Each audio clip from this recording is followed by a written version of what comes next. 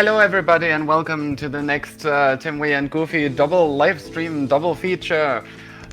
We are going to play some Keep Talking and Nobody Explodes today. If you go to the URL that you should be able to see on the bottom of my screen, you can see both streams together. You will see the diffuser side on Goofy's stream and you will see the expert side on my stream.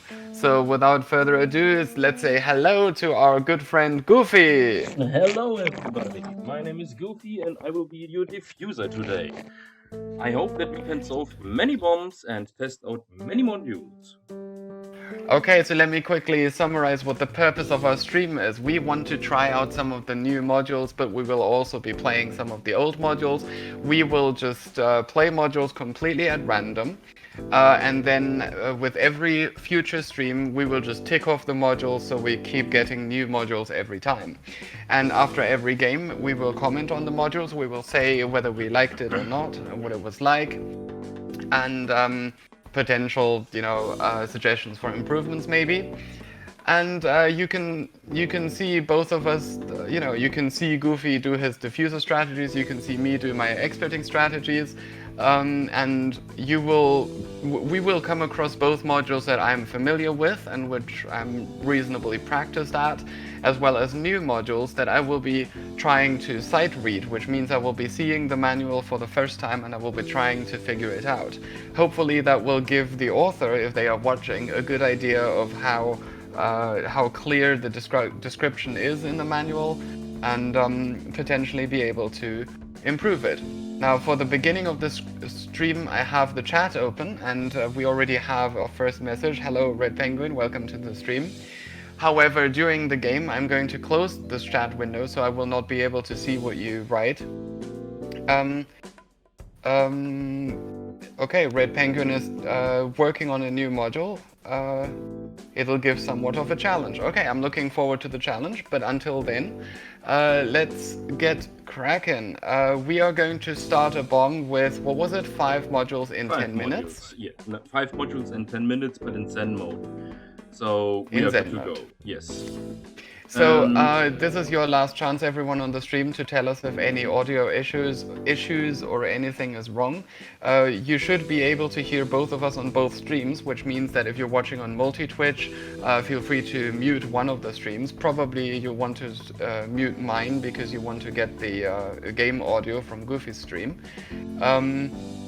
So without any further ado, I'm not getting any messages telling me there are any issues, so I guess I'm good to go. On my end, and with that, on my end, Banana Lord said that everything is fine. So I think we are good to go. Also, hello Banana Lord, John, Mr. Porku, and Obvious currently on my chat. One quick side note, Timwi and me both haven't played KTANE in some time.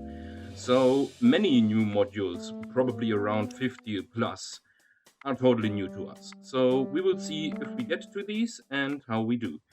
Then you say 50 modules. For me, it is closer to 300 because I think I stopped playing when it was about 400 or 450, and now I'm going to scroll to the bottom of this page and you will see that we now have 794 modules. I believe that includes the needies, so I think I'm going to filter out needies and also widgets. Without those, it's 707. So that's quite a lot of modules to go through. So let's get going. I'm going to close the chat window and we're good to go. I have 698 modules enabled, so let's see if we can do this. And the first bomb will go live now. I'm nervous. We can do this. Oh, I'm sure we can. I'm just nervous. Please report to room A9. Okay, so let me first give you the edge work. We have 3 batteries in 2 holders. We have a lit Mike Sierra Alpha, lit Sierra India Golf, lit Tango Romeo November, port plate serial, port plate RJ45, and the serial number is Zulu Romeo 1, Papa Lima 6. Okay. Got it. This looks like not memory, if I'm correctly remembering this one. Okay, I have not played this before. Is the number in the display upside down? Yes. Okay, so it matches the SVG, that's good. Press the correct button to disarm the module. You don't say! Only... Only the one correct button needs to be pressed to disarm the module. Interesting. Pressing an incorrect button will register a strike. I would hope so. Button positions are numbered from left to right starting from 1. Alright. How many LEDs are lit? 4. 4. Okay. What is the number in the display? 1. Upside down. The number is a 1. Okay. Is the second button... Okay, what are the labels on the buttons? 2, 4, 1, 3 in reading order. 2, 4, 1, 3. Okay, so the segment, that's not it. First button's label matches the display, no. Bomb has more than 3 indicators, that's a no, it's exactly 3. If the fourth button is labeled 4, that is no. So, let's press the button labeled 2, which is the leftmost button. Is that correct? That is a solved module. Yay! Okay, we've solved our first module. Next one. Next would be Simon Spins. I remember Simon this one. Spins. Me too. I've played this a long time ago.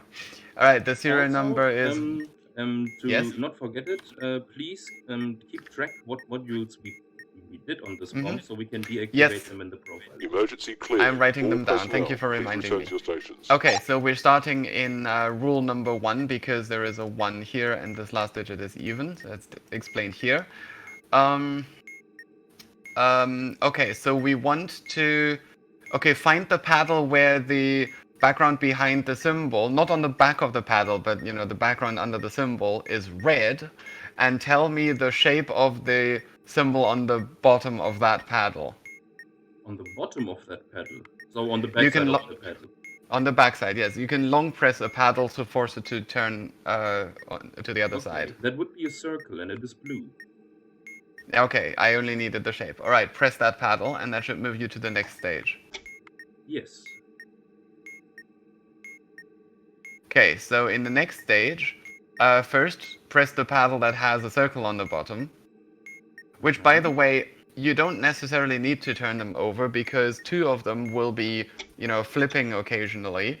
And the symbols are always a square, a star, and a circle. So if you see a square and a star, you know that the third one is a circle. Okay, yes. Let me press it. Okay. So you press that. Yes. Now find the one where the symbol on the bottom is a square and tell me the position of the little protrusions on the side of the paddle. On the left side. On the left side. Okay, I assume that means counterclockwise from the stem. Yes, one... Okay. No, one Alright, press clockwise that. from the stem. Oh, it's clockwise from the stem. No. Okay. So... Oh, I see. Oh my gosh. It's clockwise on the rim, but counterclockwise... Oh my gosh, that is more ambiguous than I expected. Okay, so if you're standing on the middle of the module and you look at the paddle, it's on your left, correct? Yes. Okay, good. We have that. Alright, are you in the third stage? Yes. Okay, press the paddle where the symbol on the bottom is a circle. Then press the paddle where the protrusion is on the left. You good so far? Let me find the circle first. This one is the circle, and then the protrusion on the left, you said? Yes. That would be the same one, yes. Okay. Now find the one where the protrusion is on the right, Mhm. and tell me which direction the symbol on the front is spinning. Counterclockwise. Counterclockwise. Alright, press that. Okay, next thing. Next stage. Find the paddle with the dot on the bottom and press that. By which I mean a circle. Yes. That would be this. Then protrusion on the left. Protrusion on the left, yes. Then the one where the symbol is spinning counterclockwise. That would be this one. And then find me the one where the symbol is not spinning at all and tell me the size of the symbol. Is it small, medium, or large? It is going, so it fills the whole thing, technically. So it's the biggest of the 3. No, one is bigger. Ooh. I mean, it... What do you You're mean saying with this the- one... What do you You're mean saying with this one the fills size the of whole the- paddle? Yes, You're but saying the this one... Yes, but the Sorry. pedal is smaller than another one, and another symbol also fills the whole screen. No, but relative to each other, one of them should be the biggest symbol. Okay, no, then it is the second biggest, I would Okay, say. medium. All right. Press that. That is a solved Simon Stages. Ah, it's all right. Yeah, so it didn't even matter. Okay. Now, Next module. Plunger Button, I think this one is called. Thunder button? Plunger Button. The plunger button. That is a really simple module. I've played this before. Lit is greater than unlit. The number of solved modules, I'm guessing, is equal to 2. So hold the button down when the last digit of the countdown timer is a 3, and then release it when it's a 1. Okay.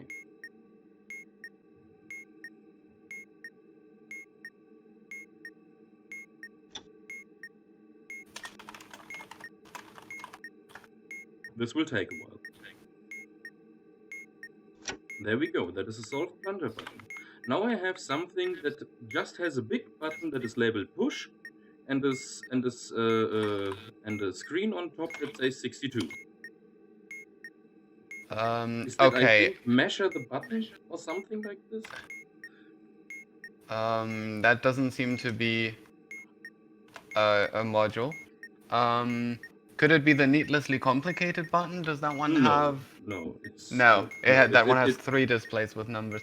Now, I think I've seen this button before, and it says push it. Push me. No, it says. What is it? Push it? No, it just says push. Push. Okay. So, do you have the chat open? Can you see if anyone can tell us what the module is called? The module is apparently called Measure the Bottun. Bottun. Bravo, Ah. Oscar, Tango, Tango, Uniform. Oh, okay. I've seen that in the list, and I wondered if that was I intentional. think this was one Okay. of the modules that Llama Cool made, but it was a module by him. And I think Exish re-uploaded it. Alright, let me read the flavor text. The flavor text says, to be fair, you have to have a very high IQ to understand llama modules. Rude. Okay, so this manual is 8 pages long, so Holy that will hell. take a while. Do you want me to go through that? Sure. Okay.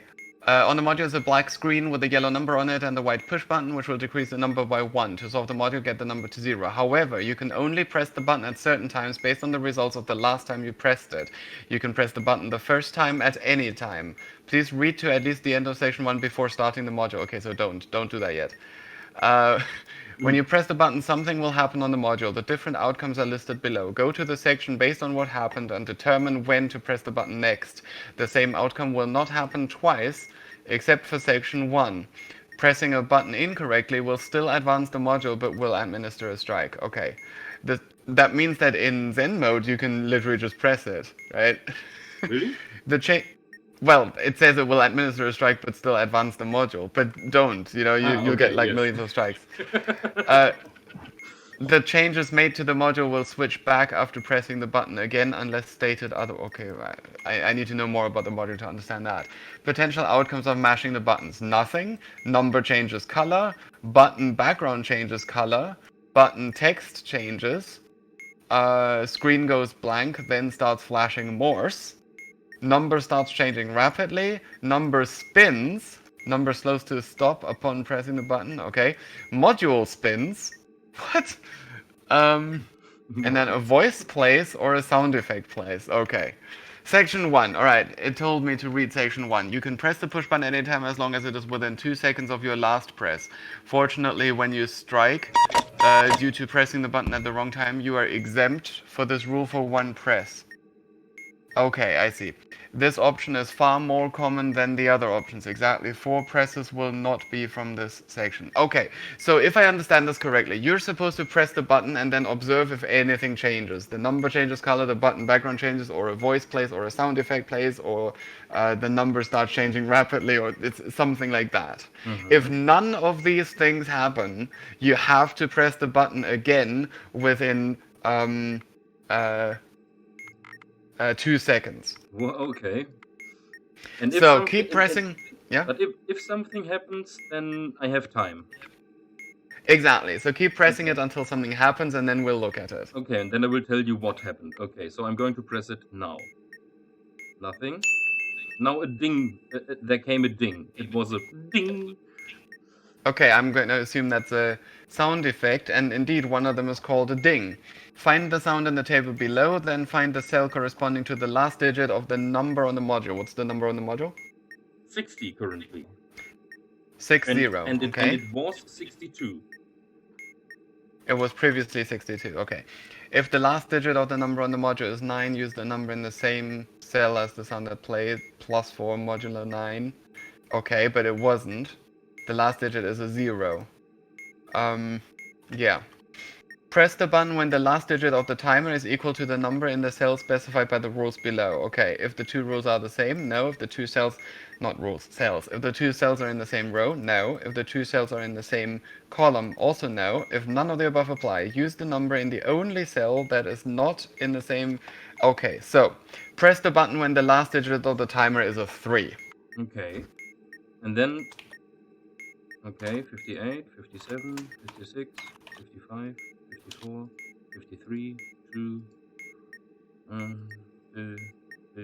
And then, of course, keep pressing it. Yeah. Nothing happened so Okay. far.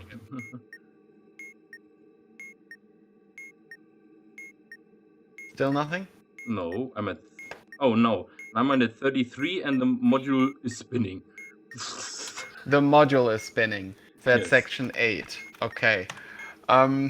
I can't wait to see the VOD for your stream to see what this looks like.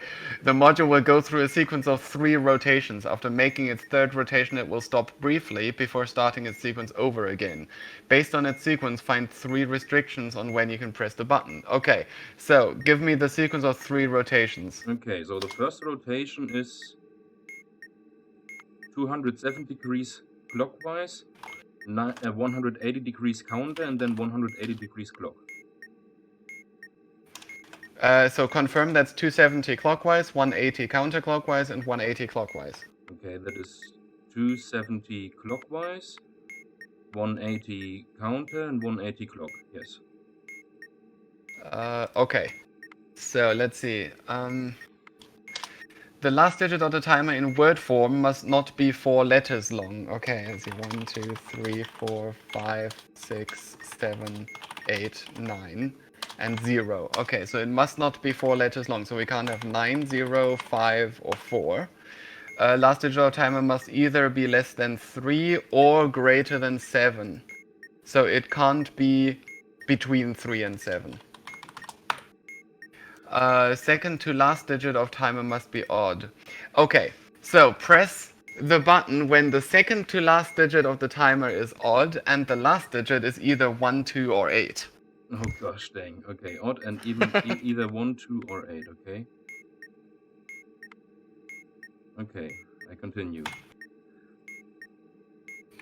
Now the color of the screen changed from yellow to purple. The color of the screen. Okay, Yes. what's So the number? The color of the number, not the screen. The number changed. The color of the number changed from yellow to purple. Okay, what's the number? 27. 27. Take the color of the number, which is now purple, which is this one here. Read this as binary. Read this as binary. I don't know what they mean. Oh, where the cells that have at least one character in common with the serial number are ones. Ah, okay. So do we have an RTN and serial number? Yes. Do we have an IOU or I0U? That's a no. EA8, that's a no. And S4V, that's also a no. So our number is 8. Okay, press the button when the last digit of the countdown timer is 8, modulo 10, so 8. Okay. Yeah. I can do that. Okay, let's see.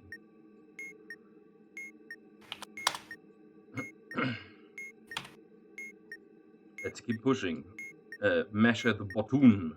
Okay, now the number starts spinning. Number spins. Clockwise. That's... Number spins. Alright, you say clockwise. What's the number? 14. 14, alright. Yes. And we were promised that there would be only 4, so this is the last one, hopefully. Okay. In the table below, start at the cell corresponding to the last digit of the number currently on the module, which is 4. If the last digit of the number is 0 or 1, which it is not. Okay, got it. Move in the direction that the number is spinning, so clockwise, a number of cells around the ring equal to the most significant digit of the number on the module, which is a 1. So we're now here. Repeat the above step until you have hit every cell. What? Oh. Okay. If you land on a cell you already landed on, move one more cell in the direction you're moving. So, but that would... Oh, I see. Oh, okay. Okay. So it's easy in this case because we're moving only one step at a time, but I see how this could get more interesting if it's like 2 steps at a time. Press the button when the last digit of the timer is equal to 3. Okay. I do that? Yep. Okay.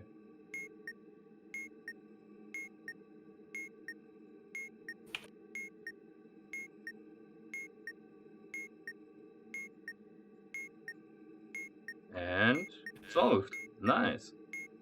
0 strikes. Okay. Now I have a module that I don't know. It is a red module. It has buttons labeled 1, 2, 3, 4, 5, 6, 7, 8, 9, 0, Quebec, Charlie, then a comma, and a big and a big S, a bigger S. Okay. That sounds like Oh, malfunctions. And the I was gonna say it sounds like functions, but functions isn't red. But it seems that malfunctions is basically a remake of that, but in red. And yes, it does have a Quebec Charlie comma and then a big S. Alright. This module is prone to malfunctioning. When it is initialized, it will randomly select either +1 or -1, assigning that number to X. Then it will randomly select one of the 3 following quirks. Adding X to the final query result, moving on the list of functions by X after each query. Oh my gosh. And adding X to each variable. Oh my gosh. Alright, this is going to be extremely difficult. Okay. I know the original functions module, and this one is going to have an extra quirk that makes it very difficult. Okay. Okay. Well, I'm up for the task. Okay. So for the old functions module, we have an optimized sheet here, which I have to check whether the set of functions is the same. It is not the same, so I cannot even use that. Okay. Well, I guess I'm still gonna use the trick though. The trick is to query the following. Type 5, 8478 into the module. Okay. And then press S, I believe. No, don't. Press Q. My bad. That gave me a 3 in the bottom screen. That gave you a 3. Okay. And now come the many calculations. Here we go. Absolute value of A minus 3 times absolute value of B minus 3. That is definitely not 3. Larger modulo smaller. 8478 modulo 5. That is indeed 3, so it could have been function number 1. But I don't know yet. It's not that, it's not 7. Larger divided by smaller modulo 10. So larger divided by smaller modulo 10, that would be 5, so it's not that. Triple the number of odd... I'm assuming this means odd digits. I think it should say... Oh wait, actually maybe it does mean numbers. In which case that would be a 3. Okay, so function number 5 is also a possible candidate. Okay. So now that we have that, if I now query a different result again, I should be able to just verify the neighbors of those two. These. And that would give us a hint at the value of X. But let me read here about querying. A query function will be randomly selected, and the top, yeah, okay, enter digits using the numerical keypad. You may note the number entered as A. You may note the number entered as A, the first number of a bivariate function, by pressing the... Oh! Oh, I see. This will cause the number entered. Only the 4 least significant digits will be entered as the variable if more than 4 are displayed. To appear in the center left display. And a comma to appear in the top middle display. Surely that means the center middle display. You may then enter a second different number, yeah. If when querying both displayed input numbers are the same, either input number is the same as the number queried in the long, right? Or if, okay. So we cannot use 0, we cannot query the same pair of numbers again. Oh. Well, actually we can, just not twice in a row. And we also can't use twice the same number. Okay, so please enter 5,8479. How do I clear the screen? Do I press the C button? Yes, I'm pretty sure of that. Okay, yeah, it cleared the screen. Okay, so what do I query? 5,8479. Okay, What does that give you? 5,8479. That gave me a strike. That gave you a strike. Yes. Let's see. Oh, I cannot. Oh, okay, my bad. I cannot repeat any one of the numbers. So could you please try 6,8479? Okay. 6,8479. That gave me a 3. Another 3. Okay, so let's see. Okay, could it be function number 4? Absolute value of a minus 3 would be 3 times some big number. So no, that's not 3. The larger modulo the smaller. I'm going to test again whether it's that. The larger modulo the smaller. That's a 1, so no. 10,000 modulo the larger, that would be somewhere around 2,000, so no. And it's not 7. Larger divided by smaller modulo 10. The larger divided by the smaller. That would be a 3. Aha, so it could be a number 4. The function 4. Triple the number of odd numbers. That would also be a 3. Oh, god damn it, so it could still be that. Or 10 minus the absolute value of digits in A minus digits in B. Digits in A is 1 minus digits in B, so that would be negative 3. Abs is 3, 10 minus 3 is 7, so no. Okay, so we have 2 theories at the moment, but of course it could still be any of the other functions. I've only looked at the first 6. But we're going to test if it's the function number 5. Mm-hmm. Oh wait, hang on, let me read this here again. It will randomly select one of the following quirks. Either x is added to the final query result.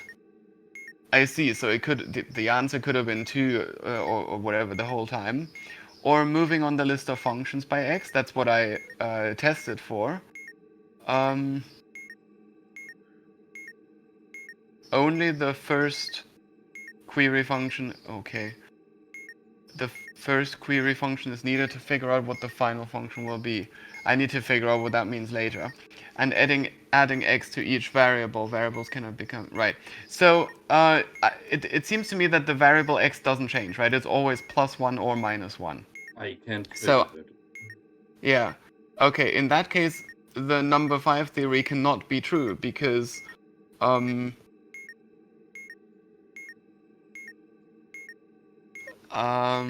oh. It could be true, actually. Wait a second. Okay, so if the function that the module chose is the function 6, right, and then x is -1, then it would give us the result of function number 5.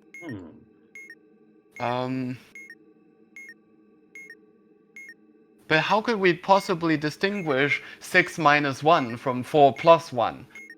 Right, if the actual function is number 4 and x is +1, it will also give me the values of function 5. So I think this is ambiguous, unless I'm misunderstanding something. I can't tell you that, sadly. Yeah, I know. Okay, so let's do another query, and let's see if my theory that it's always function number 5 holds. So try 1, 3 and query that. That gave us a 3. Okay, so it's not function number 5. Damn it. No. Okay, so it still can't be 0. The larger modulo, the smaller would be 0. So it's not that. It's not... Ooh. 10,000 modulo 3. Oh no, that can't be 3. It's not a 7. So you told me that we got a 3 every time. Yes, the screen, the bottom screen always said 3 after I pressed query. Maybe we should check if we can get anything other than 3. Try 10, 20. I'm just gonna try something random here. That gave us a 2. Oh hell, we have something different. Okay, so we already know that it's not this, not this, not this. Larger modulo smaller, that would be 0, it's not that. Larger divided by smaller modulo 10. I'm really worried that what's going on is that it's modifying one of the two numbers, you know, and I'm just doing completely the wrong calculations. Just out of curiosity, do you need the numbers that are on the top screen? I will need them at the end. I first need Ah, to find out what the function is, and then I need to apply the function to those numbers on the screen. Ah, I see, okay. Okay, I will be completely honest. I do not want to go through this entire list with all of our results. Okay. That is too much work, and I do not feel that this is much fun. The chat has said that Xmaster has a workaround with this module that he developed. Xmaster has apparently published an optimized manual. Maybe you want to take a look at that? That is a very good point. I didn't even check for optimized manuals. Okay, let's click that, make that the default, and open it. Okay, follow the original manual for instructions on how to operate the module. There are 3 cases you will need to differentiate between in order to solve it. Either one is added subtracted to the query results, the query responses, or the function number itself. Query results and query responses is the same thing. What you mean here, hopefully, is the variables that go into the query. So this wording is wrong. The function number itself, there will only be one case active and it will never change. Yep, that was my theory. Query the 3 functions in order into the module. If the response can be found staircasing either up and down table, it's the 3rd case. Staircasing up means... oof. Okay, it says query the 3 functions, so I'm guessing they mean these. Okay, so let's try that. Okay. Enter 2451, 115. Okay. 2451, 115. 115. 115. 2451, 115. That query is a Yep. 3. That is a 3. Yes. Okay, I got a 3. I need to make sure here, because there are some asterisks here. Okay, I expect asterisks to give me a footnote, but there is no footnote with an asterisk. And it seems that there we go. Additional queries may be needed to be assured of the correction function and x. This is supposed to say the correct function, surely. And to potentially differentiate, there's a t missing, the 2 edgework-related functions number 20 and 23. Okay, whew. So, what we just typed in, oh my gosh, this is really difficult, even with the cheat sheet. Okay, so what we just typed in was 2451 and 115. Yes. So the edgework-related functions are 20 and 32.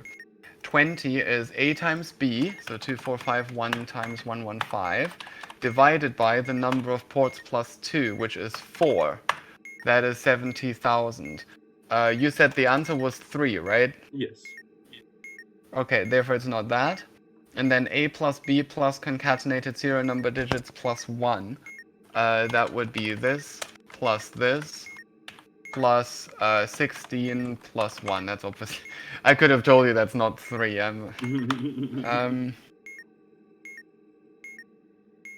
Okay, so we can assume it's not the edgework functions. Alright, now type the following. 6313, 201, 201. I misclicked. 6313, 201. 201. That query is a 3. Again. Yes. Aha. Here. There aren't any other 3s. Okay, and then the last one is 1550, comma, 45. 1550, comma, 45. Yes, That is also a 3. that is also a 3. So,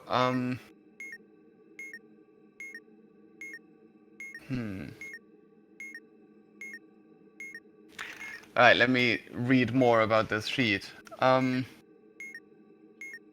believe. Okay, query the 3 functions. If the response can be found staircase. Oh, I see.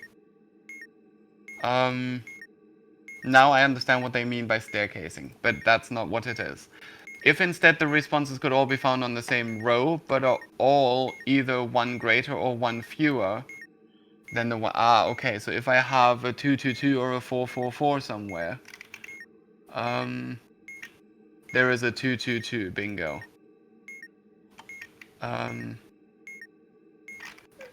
Okay. Then it's the second case, and x is -1. Okay. So that means that it reduces the... No, it's +1, right? It should have been a 2 and it's displaying a 3.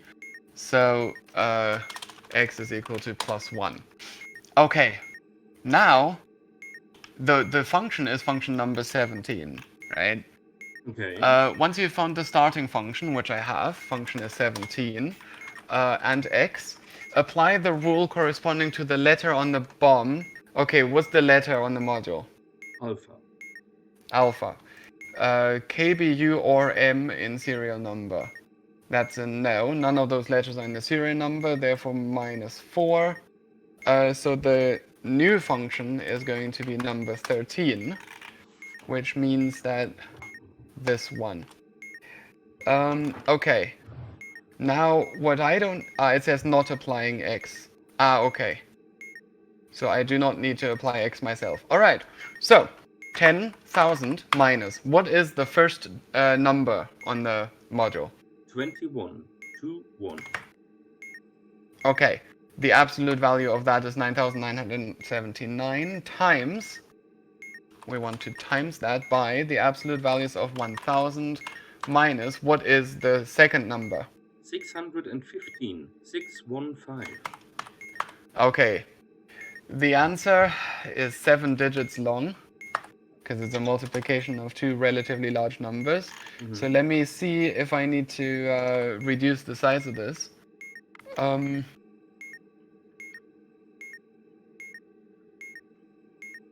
Okay.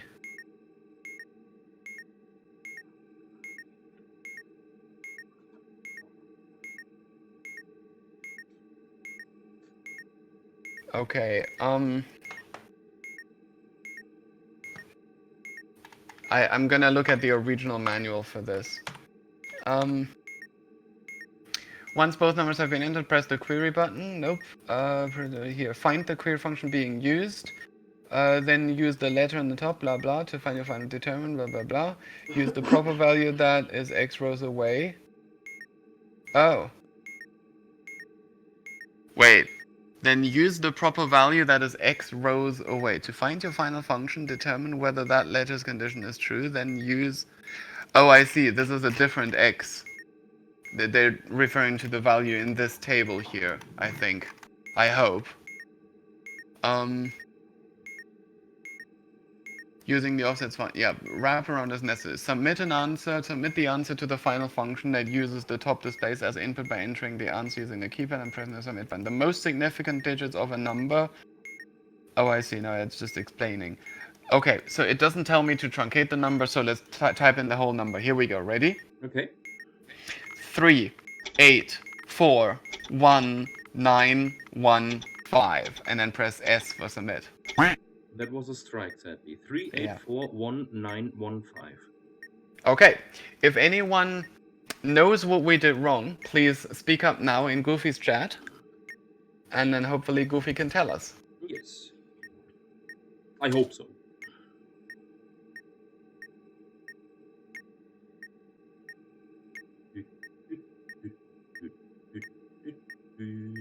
Oh.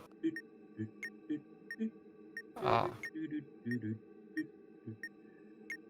The responses weren't all in the same row by what the manual is saying. Says SV Yellowtail. Say that again, please. The responses weren't all in the same row by what the manual is saying. The responses weren't all in the same row. Yeah, no, I know, but the two, I mean, okay, so what it says here is, if the responses could all be found on the same row, but are all either one greater or one fewer than the ones shown in the table. That is the case, right? So they are all in this row number 17, and they're all one less than what was on the module, or rather one more than what's in the manual. So at this point, I am inclined to look at the log. Okay. So would you like to send me the log file and... Obvious from Timwi's chat. Did you forget to subtract 1 because of the X modification? It says explicitly somewhere, I thought it said somewhere not, here, it says not applying X or its rule in any way. So it's explicitly telling me not to do that. Mm-hmm. Okay.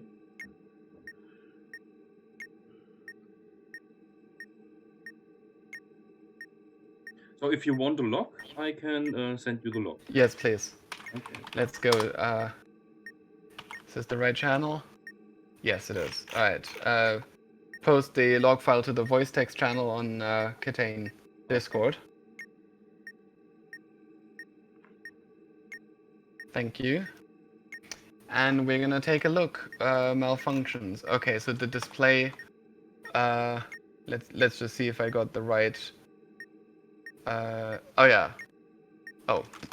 There you go. 21 and 615 and alpha. Okay, so that was not that was communicated correctly. Selected malfunction query result is one more than its actual value. That is that was my conclusion. And also initial query function is number 17. That is also my conclusion. So up to here I got everything right. And then it says rule A is false, so adjust 17 by -3. But here it says -4. So the final function is number 14. I think you used that. And now I use 13 because it says -4 in both manuals. So yeah, okay, so this is a bug. Can someone in the chat tell me if I'm reading this correctly, that this is a bug? That the table, this cell in the table here should say -3, or the module should have done a -4. SV Yellowtail says the optimized manual is written wrong. Oh, it does. Both of them are written wrong. Both of them are wrong. Okay. I'm looking at both tables. They are both saying -4, but the log is saying -3. Yes. Okay, so we did run into a bug with the module, which means that we did everything right and we can feel great about ourselves. Yay! So malfunctions is definitely done. Okay, so in that case then, do you just want to enter the correct answer from the log? Yeah, I just did. You just did that, so the bomb is already solved. Yes. Okay. And the answer should have been just 6. Oh. Okay. That was pretty close to being completely strike-free, and the only reason... so the first strike we got is because I told you to press S instead of Q. No, right? No. That's right, it's because I told you to query the same number twice. That was the problem. And the second strike was from the bug in the module. Or the manual. In fact, since this can be easily remedied, I'm going to do that right now. I'm going to find this -4. Let's see. Okay, that should be a -3. And this should be a -3. Just checking. Yep, -3. Okay, so I've fixed the manual. I'm quickly going to generate the new PDF for that. There we go. So this is the cheat sheet. The good sheet. Let's do that. And so while I do that, let's discuss the modules that we've just played. Let's start with not memory. What did you think of that? I think it's a nice module. From the user side, all of the modules they're pretty nice. I especially liked the measure the Bottun with the twist of it's spinning and the thing is spinning and that looked really cool. And other than that, every module from a diffuser side seems reasonable. Okay. Yeah, I guess the specific modules that we've played. Well, actually, Simon Spins has a lot of eye candy on it, so That is correct. But Yes. yeah, but apart from that, most of what we've done now is really on the expert side. So I'm actually quite glad that I'm streaming the expert side, so people can see it. Okay, so my opinions then are as follows. Not memory. I love this. This is a good sort of hark back to the to what KTANE is supposed to be about. You have a module with reasonably simple rules, which are all laid out in the manual, and you can just read the manual. And if you have enough time, you can do it correctly. It is not too confusing, not too ambiguous, and the rules are not arduous. There is no sort of excessive mathematics. I love this. This is a really good module. It is also a very good sort of because it's. Obviously, it's using the original memory module for its looks, and it just turns the number upside down.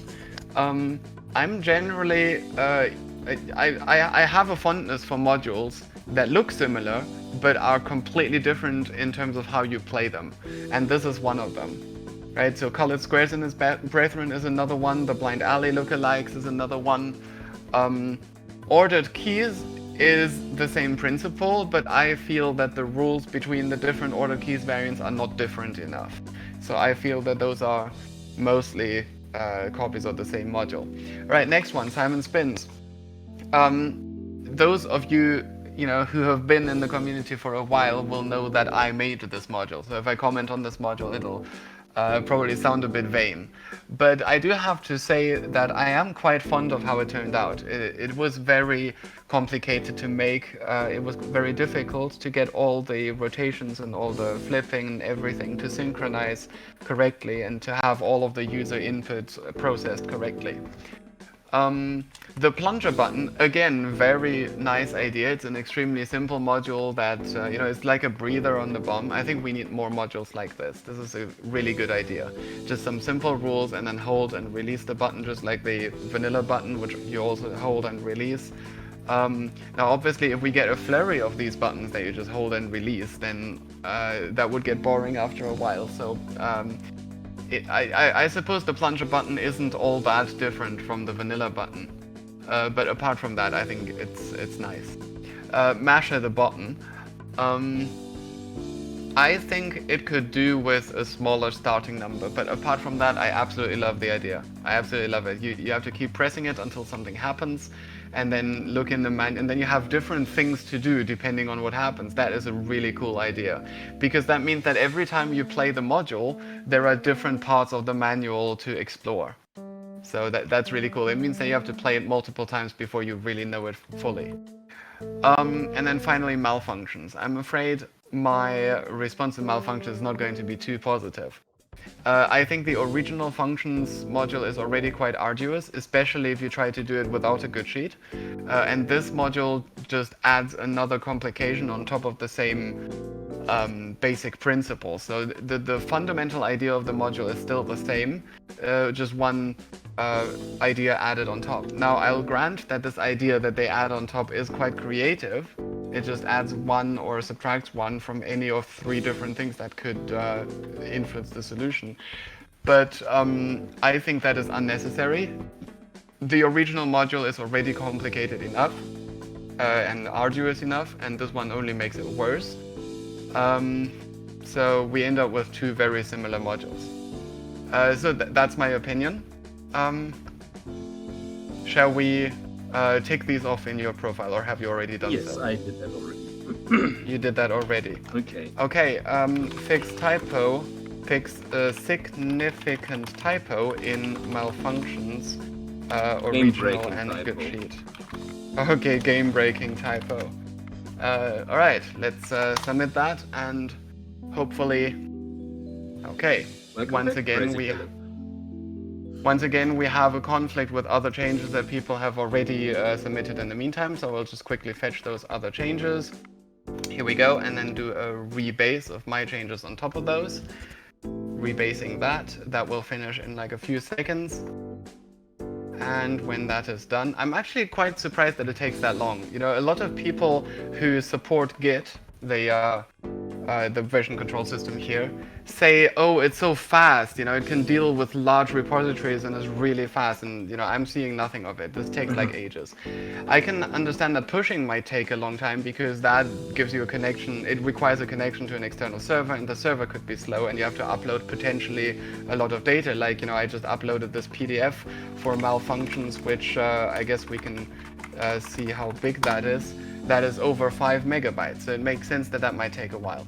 But to do the rebase, it would be completely local. It should really not take that long. All right, rant over. I'm done. I've submitted this to the website. Okay. So you've already ticked them off, so let's just start the next bomb. Okay, I'm ready. I decided to up the module count from 5 to 10. So... To 10? Yes, Okay. if you're good with this. And we're still in Zen mode, right? Yes. Okay, let's go. Okay, so we have 10 modules in Zen mode. Starting time is 10 minutes. Yep. Let me All first available review the experts, readout. please report to room We have A9. 5 batteries in 3 holders. We have a lit Bob, a lit Foxtrot Romeo Quebec, a port plate parallel. Serial number is Sierra Delta 7 Zulu Alpha 1. Okay, we have some modules that I don't know the name of. So let's start with something I know the name of. English test, I think. English test.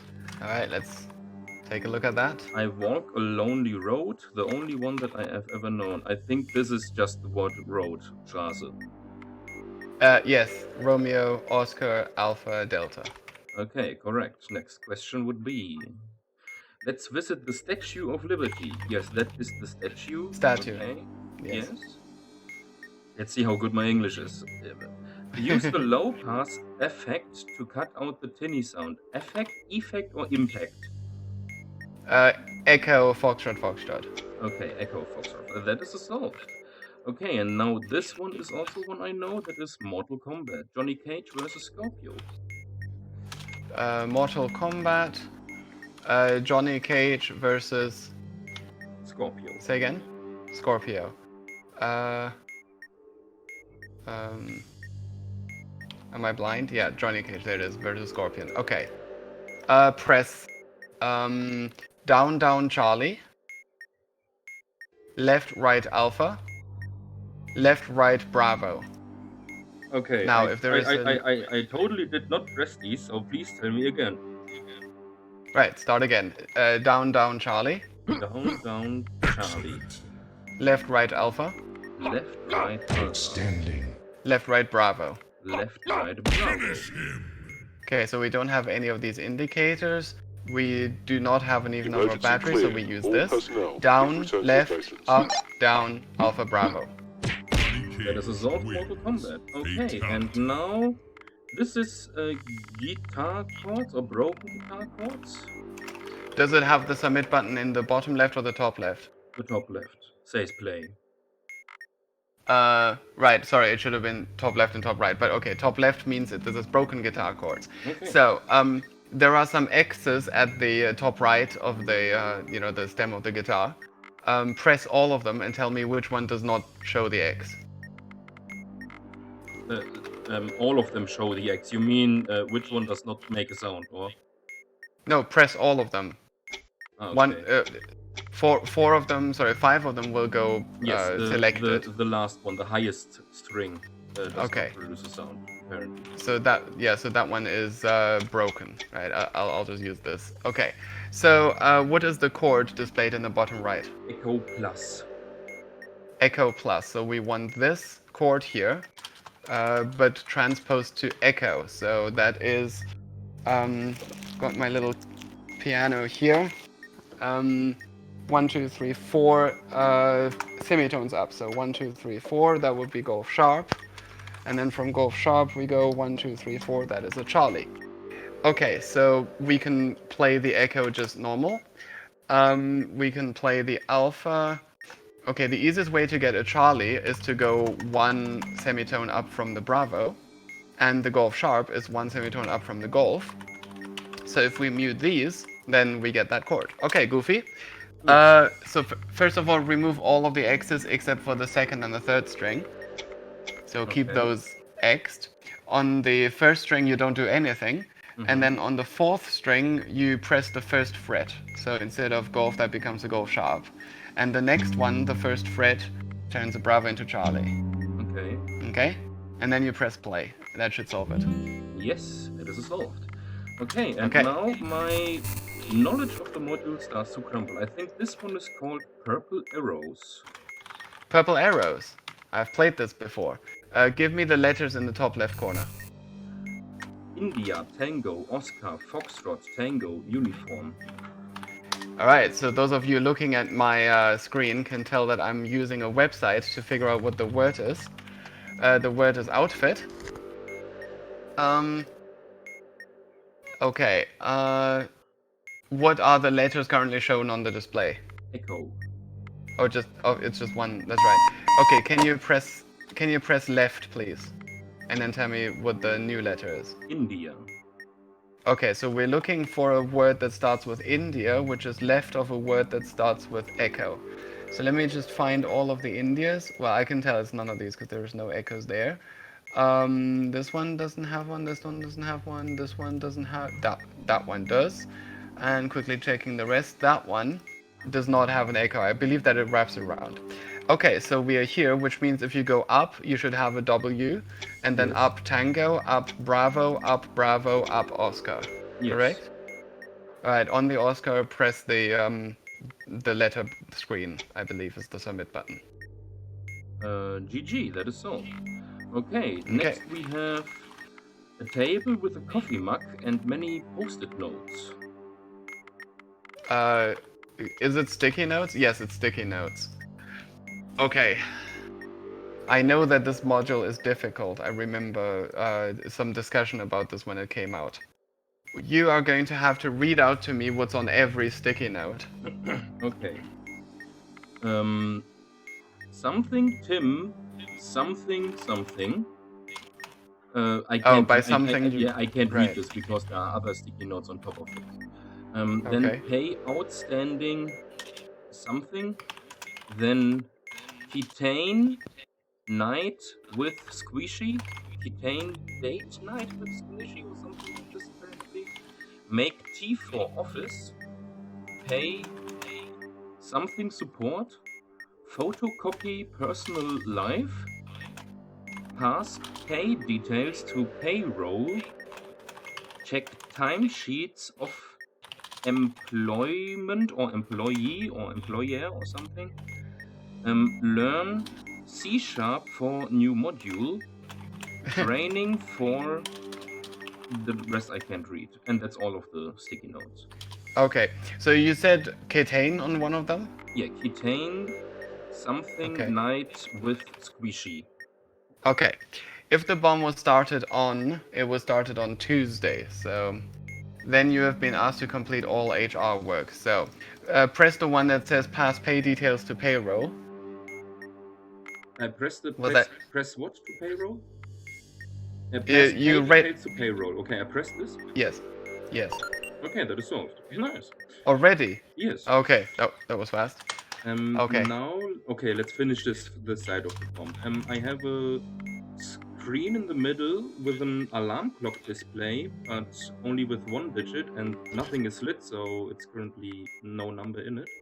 And then on top I have an abort button, on the bottom I have a detonate button, on the left I have a hold button, and on the right I have a press button. They are in different colors. Okay, I do not recognize this module, so again we're gonna need the help of our viewers. Directional buttons says obvious. Okay. Directional button. Buttons or button, because there's only a button. Amazing Are you buttons, says Epic closed. Yeah, I was about to say this doesn't seem to match. Okay, amazing. Yep, that one fits the description much more. Okay. This module contains 4 buttons in each cardinal direction and a 7-segment display in the middle. Each button can vary in both color and label. Find the starting location using the colors and labels of all 4 buttons. Okay, I need the colors of the buttons in reading order, please. In reading order, red, blue, white, red. Red, blue, white, red. And the reading order for the labels is abort, Yeah. hold, press, detonate. Yeah, I got that, thank you. Find the starting location using the colors and labels of all 4 buttons. Only one square will be adjacent to all 4 buttons. The square at the starting location. The maze may be rotated. Reorient the maze so that the colors and labels match their positions on the module. Navigate from the starting location to any of the 4 exits. Any of them. Okay. Solid lines may not be crossed. Dashed lines may be crossed, but only while holding the corresponding buttons instead of tapping. Ooh, I like that idea. After any button is held, refer to releasing a held button forward tap. Ah, and then we need another rule to release it. Okay. If a move crosses a solid line, the center segment will flash red. If a tap is used in place of a hold, the center segment will flash yellow. Okay, to return to the starting location, hold the 7-segment display until all segments begin to flash. Okay, so that's just a reset function. Okay, so let's see if we can find abort red. Red abort, there it is. And then we have blue hold, that is not close to it, so let's find another red abort. Red abort. Red abort. That is white hold, and we don't have a blue hold. So let's try again. Red abort. That is not it either. White press, red detonate, and blue hold. Okay, so the maze is upside down, which means that I'm quickly going to rotate it by taking that entire SVG. There we go, div class equals maze. We can just do this. Transform, rotate 180 degrees. There we go. And now it is rotated. If I'm not allowed to do that, then I don't want to play. It's fine. Okay, now I've lost sight of where it was. Red aboard, blue hold. Okay, so this is where we are. Okay, and we need to find any exit, and it said that we can traverse. Right. Okay, so we're gonna go to this exit here. So press wait, up. So abort. Yeah. Okay, just press or hold? Just press. And then press right, and then hold right. Right was a strike. Right was a strike. Did anything on the display change? Yeah, now the middle segment is flashing red. Flashing red. If a move crosses a solid line, the center segment of will flash red. Okay, well, we started here. This is definitely the right place, and you definitely pressed up, right? Yes, I pressed the red abort, and then I pressed the white press, but that gave me a strike. Maybe I should have told you to press down, because I did rotate the maze, and I'm rotating it back in my head, and now I realize I don't need to do that. Ah, I see. So that means that we're actually now here. So let's move down twice and then left twice. Okay. And then hold left. I'm holding left. The display says a 3. Okay. Does the display show more than one color? No, only one. Red. Ah, never mind. You said the digit is 3.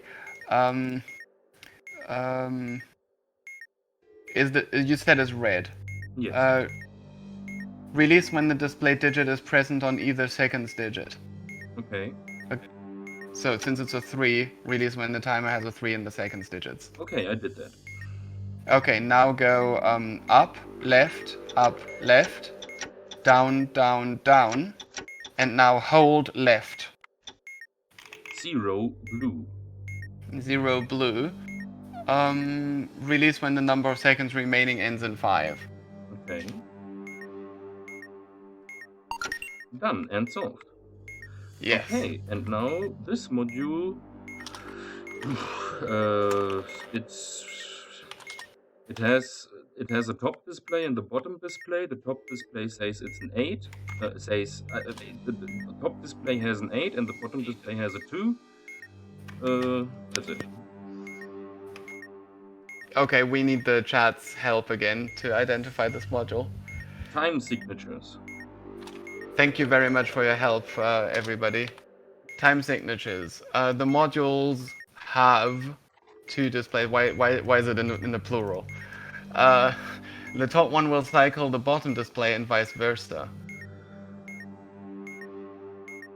The modules have 2 displays. The top one will cycle the bottom display. I guess you mean that pressing the top one will cycle the bottom display. One of the numbers in the displays will be colored red. Which one is it? No one is red. They are both black currently. They're both black. Okay. Tapping the top display on this number will produce... Oh, I see. Oh, I see. You're supposed to press one of the displays to cycle the other display. So, press the top display and cycle through all the possibilities in the bottom display and tell me what they all are.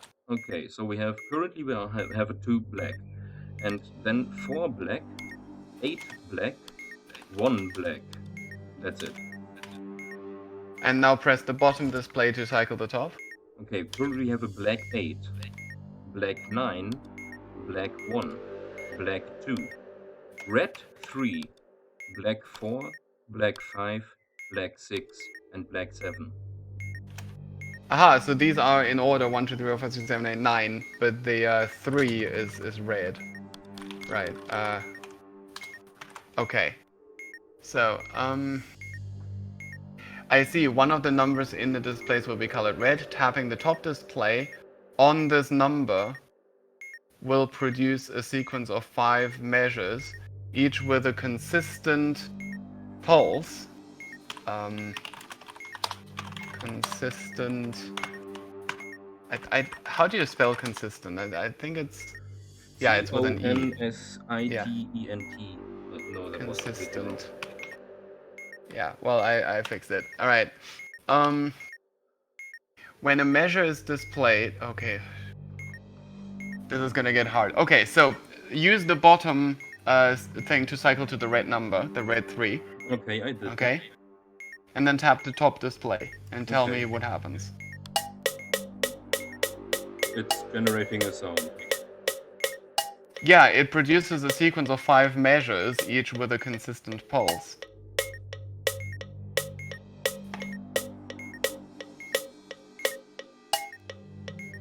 Okay, and what do you need from me? Alright, I'll read the rest. When a measure is played, the first note will always be emphasized with a higher pitch and volume. The module will always be playing 8th notes, but the time signature is signaled using emphasized notes with a louder volume. Submit all the time signatures in the sequence by holding any of the buttons until the screens turn black. A strike or a press of the red display will cause the module to change the location of the red number and reset the input. A press of the red display will cause the module to change the location of the red number. We did just press the red display, didn't we? Yes. Yeah, the 3 is not longer red. Okay. As long as the red number is not pressed, the sequence will stay the same. Okay, so we have to enter the answer while the number is red, but we have to press the red number in order to find out the answer, but when we press it, the red number changes. How is this supposed to be possible? I have no clue, I never did this before. Yeah. This number is the amount of beats there are in each measure. This number is the type of note. Okay, a quarter note is twice the length of an 8th note. Of an 8th note. 8th note. A half note is twice the length of a quarter note. A whole note is twice the length of a half note. Okay, on So I do not understand the instructions. I'm gonna read it through one more time. If someone in the chat wants to tell me, like, you know, if there's a simple mistake that I'm making, then please let me know.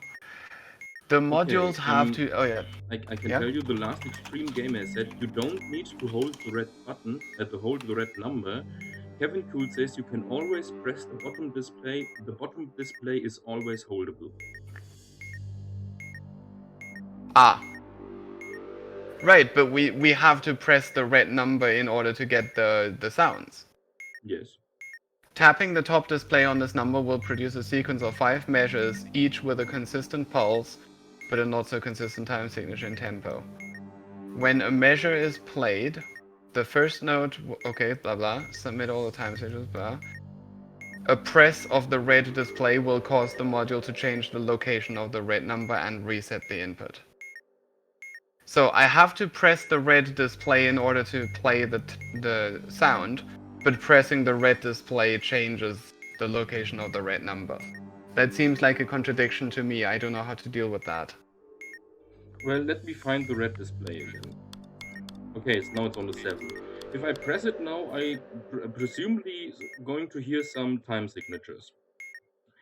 And Yes. these time signatures I then have to input, apparently, by setting these displays to that corresponding time signature and then holding one of the screens, apparently. And since the bottom display is holdable, that's just my theory. Let's see if this works.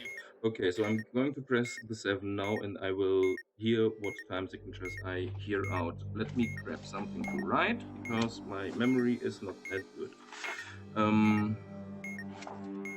Okay, I have something to write. Let's see if I can do this. It's kind of fast. Okay, here we go.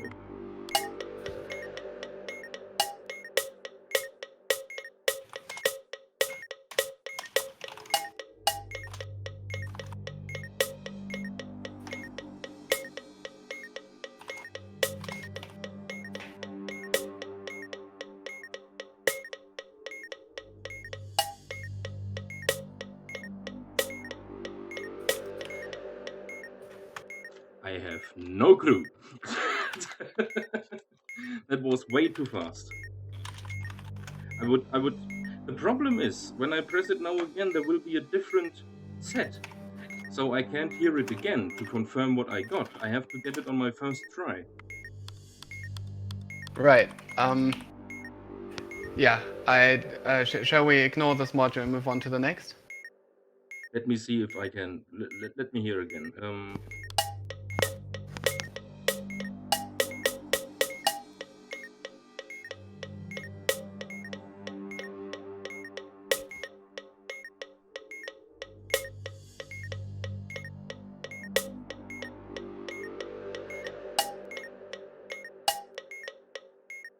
Yeah, no, I can't do that. Okay, let's go to the next module. This one has 3 displays. On the top one, it says 61.75.5.53. The middle that's equations X. No, what was it called? I think yes, it is equations X. Okay, so on the second display you have a symbol. What is that symbol? Hello, can you hear me? The symbol is an X. Okay. Could it be a Greek chi? It looks more like a regular X. I'm gonna assume it's a chi because right. Okay, so the next screen after that is empty, and then you have a submit button and a keypad on the right. Correct? Yes. Okay, so I think that is equations X. All right, so the numbers are 61, 75, 5, and 53.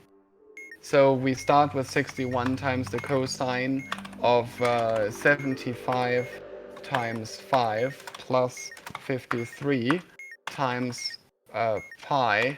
I want to use pi. There you go. Times pi divided by 180. Okay, so that's that.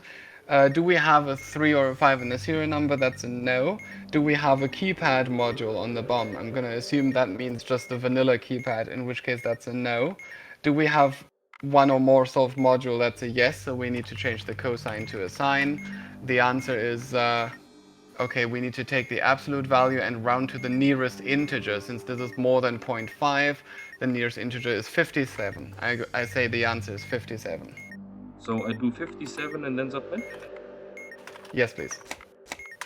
That is solved. Good job. Perfect. Now we have something that looks like a sliding puzzle with, so it is a 3 by 3 grid, but only 8 buttons are in there, and the buttons are labeled 1, Mystic 2, Square? 3. Could be. That is a pretty old module. I'm surprised you wouldn't have heard of it. But okay, give me the numbers in reading order, Okay, including the gap. Okay, 8, 2, 5, 4, 6, gap, 7, 3, 1. Okay, so I'm just gonna narrate this to for the benefit of our viewers. The middle position is not empty, so we need to use this table here to determine where the skull is. There's going to be a skull hidden under one of these numbers. The middle number determines which row or column to use. That would be a 6.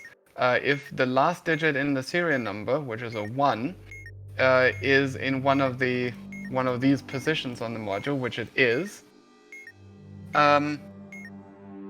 use rows. Okay, so we want to look at row 6. That would be this one. Okay. Goofy. Oh yeah, no wait, I can do this myself. So from the gap, I'm gonna check where the 7 is. It's not adjacent, so I stay on the gap. Then we look at the 6, that's left of it, so we're now on the 6.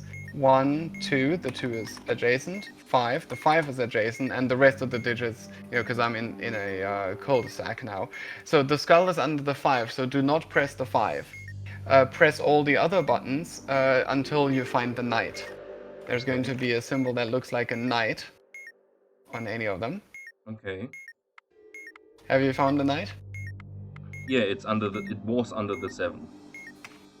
It was under the 7, okay. 11, 6. So the sum of the columns are 19, 11, and 6.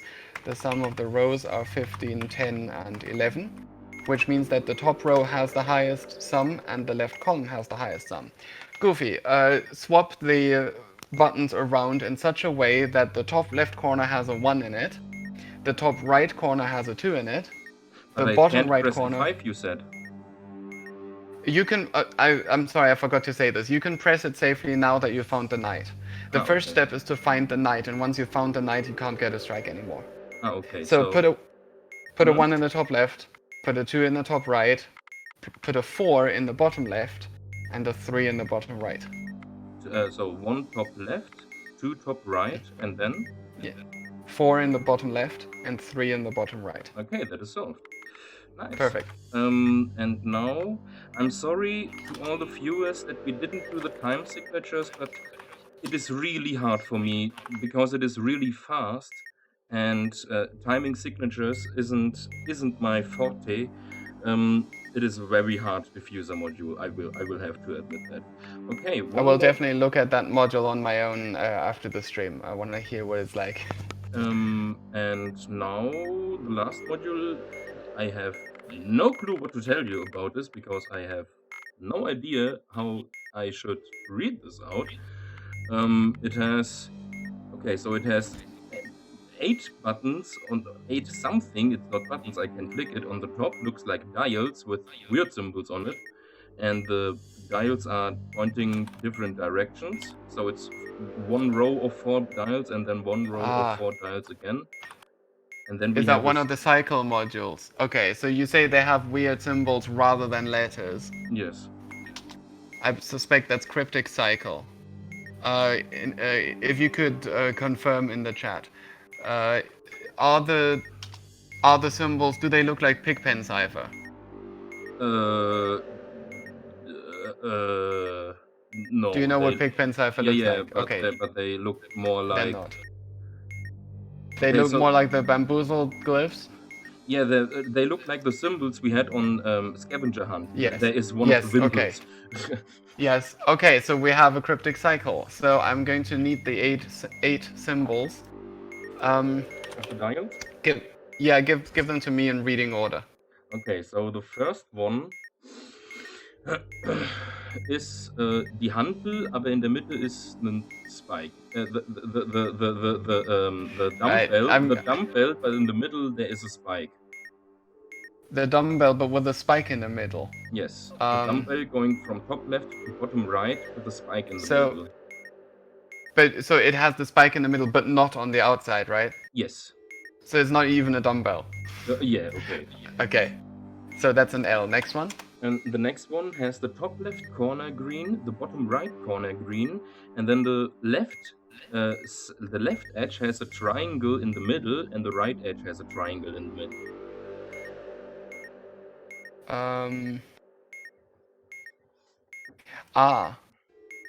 So the left and right edge are both green, and then you have spikes pointing into the middle. No, the left and right edge are not green. The top left corner is green. The bottom right corner is green. The left edge has a triangle in the middle that is also touching the green corner.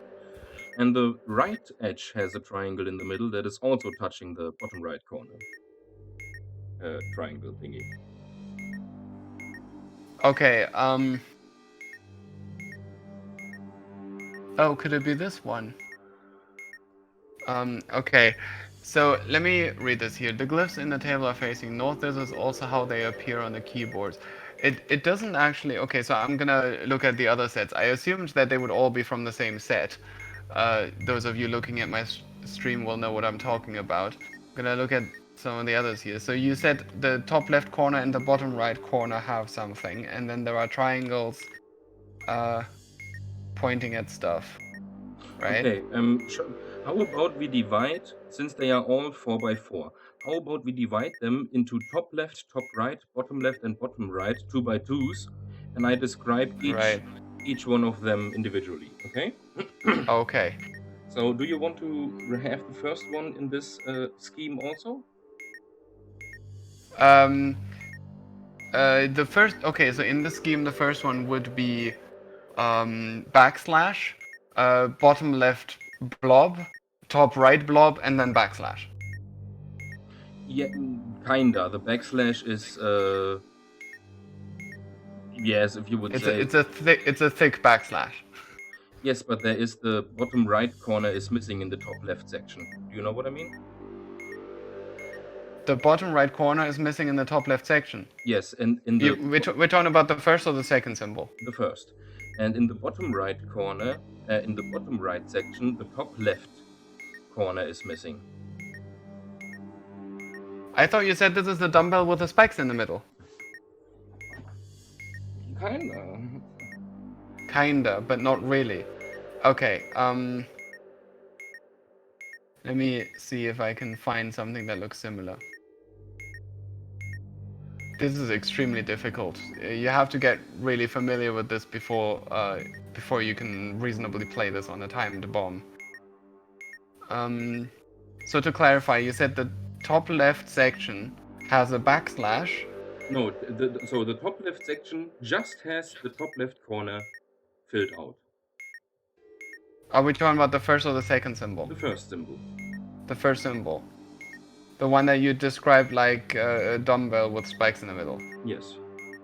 So the top left section has... Say it again? Only the top left corner filled. Okay. Is that filling a square? No, it's just the top left corner, so it's filling half of the top left square. So it's a triangle? Yes. The top left thing is the triangle pointing towards the top left? Yes. Okay. That's quite different from what I thought you meant earlier. I'm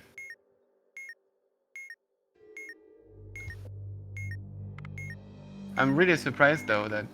Okay, let's see. Could it be this one? I'm trying really hard to look at everything, but yeah, I don't think any of them have just a triangle. Oh, this one here has just a triangle, but yeah, that's definitely not a dumbbell. Okay, what I can say, the top right one has a square missing in the bottom left, and the bottom left section has a square missing in the top right. Okay, so those form like the frame of a square. Yes. Right, okay. So kind of like this, but it's clearly not that. Okay, I'm going to mark all of the ones that seem to match that description. You said the top right and the bottom left have that sort of frame shape, Yes. right? Okay. This one, for example, but it's obviously not that because that one doesn't have a triangle. This one, I guess, but that also doesn't have a triangle. Oh, is the bottom right part completely filled? The bottom right part is not completely filled, no. The bottom right part is the same as the top left part, but Okay. inverted. Inverted or So the whole thing is Spiegel. that's what that's what I was asking. You don't mean inverted, you mean mirrored.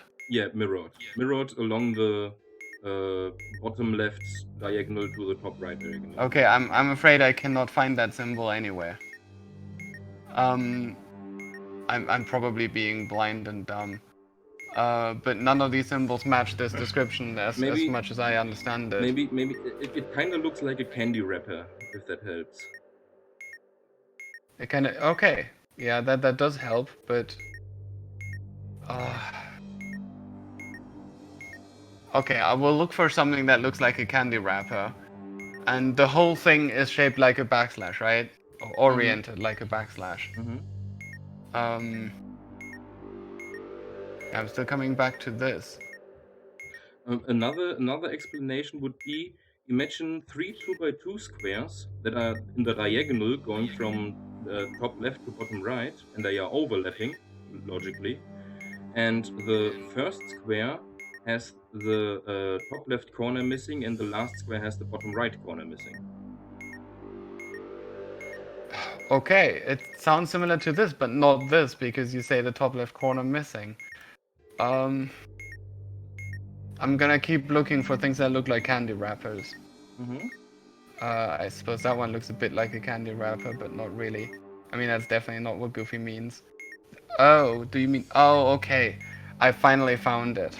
Okay. So the first letter is a W. Ladies and gentlemen, we found the first letter. This is definitely what you mean. So you confused me about the frame thing because... right, anyway, let's not get strung up by that. Let's try and describe the second symbol now. Okay, the second symbol... Okay, I'm going section-wise again. So the top left section has the top left and bottom left corners filled. The top right, just the corners. Top left and bottom left? Yes, corners filled with triangles pointing in that direction. So the top left quarter has its top left and bottom left filled with triangles? Yes, that are pointing in the direction. So the top left triangle is pointing top left, and the bottom left triangle is pointing bottom left. And this is just the top left part of the whole glyph? Yes. So the top left half has two triangles in it, one pointing towards the top left and one pointing towards the bottom left. Yes.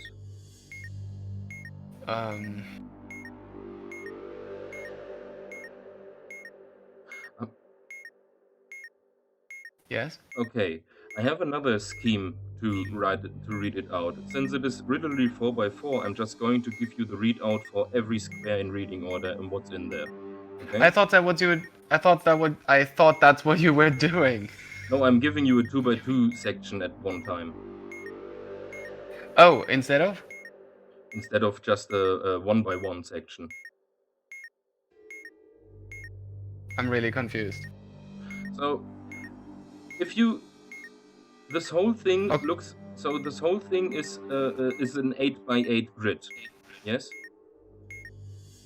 Which can be either... No. 8x8? One, No, two... 4x4. 4x4, sorry. 4x4. Okay, that makes more sense. Yes, Okay. 4x4. And I was giving you a 2x2 section in the top left. Yeah, I got that. Okay. And in that 2x2 section, Yeah. the top left thingy has a triangle that is pointing towards top left, and the bottom left has a triangle that's pointing towards the bottom left. And the other two have nothing. And the other two are empty, yes.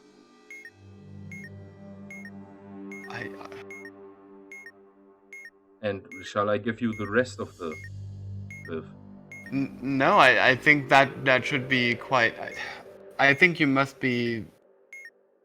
So to clarify, in the top left quadrant, Yes. you're saying within that top left quadrant, the top right and bottom right are empty. Yes. And the left is like a is like a rectangle with a tilted square cut out. Yes. I do not see that anyway here. I mean, I can picture pretty well what you're describing, and that's definitely not here. I'm really curious to find out what this is. So you're absolutely sure that what you mean, like the top left thing points into the top left, like away from the rest of the symbol.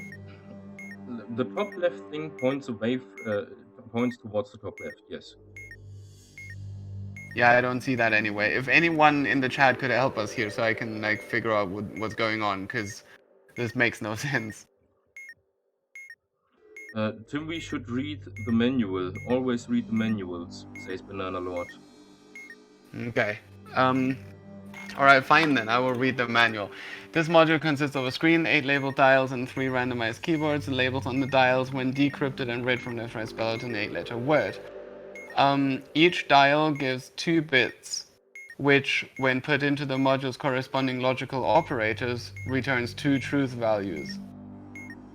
What? Add the number of ports to the number of 90 degrees clockwise rotations. Did you forget to tell me that the buttons in the top, the labels, they are pointing in different directions? I said that these things pointing in different directions.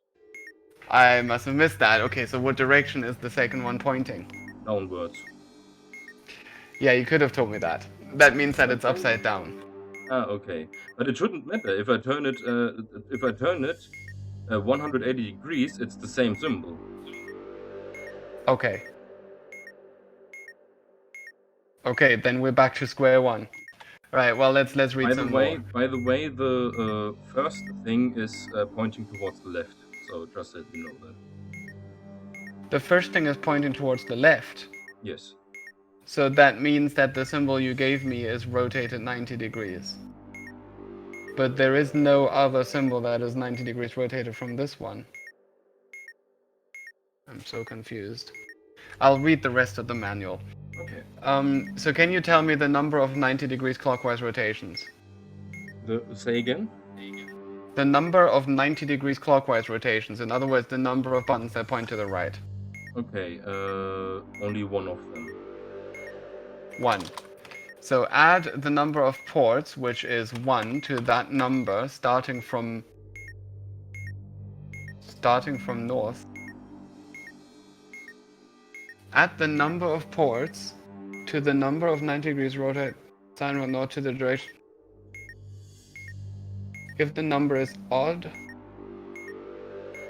So is this saying that for each dial I need to... Okay, this is very confusing. Okay, give me the orientations of the 4 dials. There are 8 dials in total. Yeah, sorry, that's what I meant. 8 dials. Okay. Yeah, go ahead. So the first one, do I give them in reading order or appearance? Yes, reading order. Reading order. I think in the cycle things, the reading order is something else as left from right. I'll get to that. Can you just give it to me? Okay, reading order. Left, down, up, up, left, right, up, up. Okay. Left would mean a rotation. So it says starting from north. So north would be a 0. So up is a 0. So these are zeros. So right is a 1, down is a 2, and then left is a 3. Okay.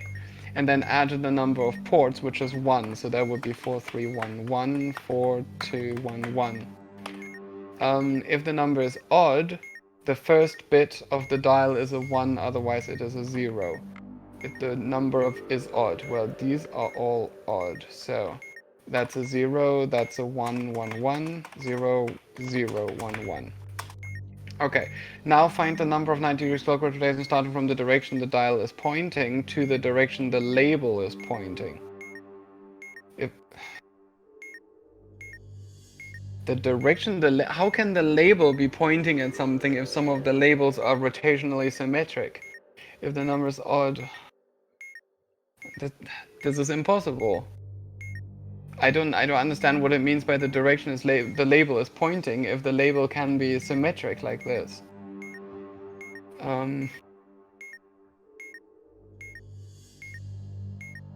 Yeah, I'm afraid this module is not for me. This is completely unclear. It is impossible to figure out during a live bomb, and you know we're already at this for half an hour. Yes. The challenge in this game is supposed to be to describe what's on the bomb and to be able to find something in the manual that matches that. And we've been trying that for like maybe 20 minutes or so, and I couldn't find anything that was similar, even a rotation of it. And so I think this module can only be solved if you train it first, like maybe with a tutorial or something. And I don't think that's what KTANE modules should be like. But let me just quickly read the rest of the manual and see if maybe maybe there is an easier way that I'm missing. These truth values dictate what each letter in the word changes to in order to produce the correct output, the encrypted word. Each letter of the encrypted word is translated into a glyph from one of the 3 sets. The negative spaces of these glyphs are labeled on the dials. The negative spaces of these glyphs are labeled on the dials. Are you saying that all these glyphs are inverted? I had a theory, I had a suspicion that that was the case. Each letter of the encrypted word is translated into a glyph. I'm still strung up by what it says the direction the label is pointing. Are you sure that these buttons have nothing but just these weird symbols on them and nothing else? Say again? These buttons, sorry, these indicators on the top, they have nothing but just these weird symbols. Yes. There is no like letters or anything on them. No, just these symbols. Right, then I don't know what it means by the label.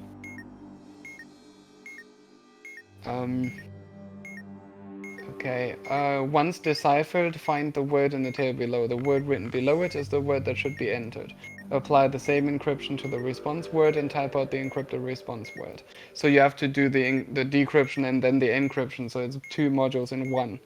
The encrypted response must use the glyphs from the same set as the dial labels. The encrypted response must use the glyphs from the same set. Yeah, okay. The word is automatically submitted when 8 keys are pressed.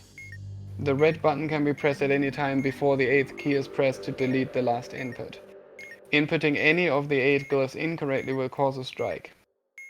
Okay, so, operators. So P rate, I'm gonna fix that quickly. Cryptic Cycle. Separate. Separate the 8 dials into 2 groups of 4, consisting of the 4 upper and 4 lower dials, respectively. Separate the 8 dials into 2 groups of 4, consisting of 4 upper and 4 dials. Starting from OR, move 1 space in the direction of each dial in each set. The first operator is given the upper dials, the second operator is given by the lower dials. What?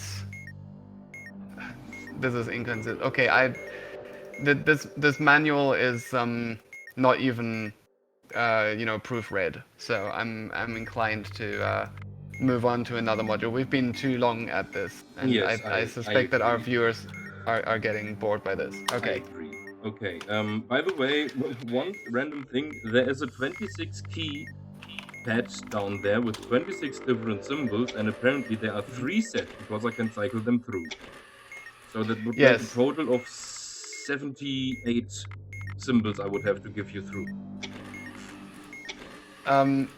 Well, no.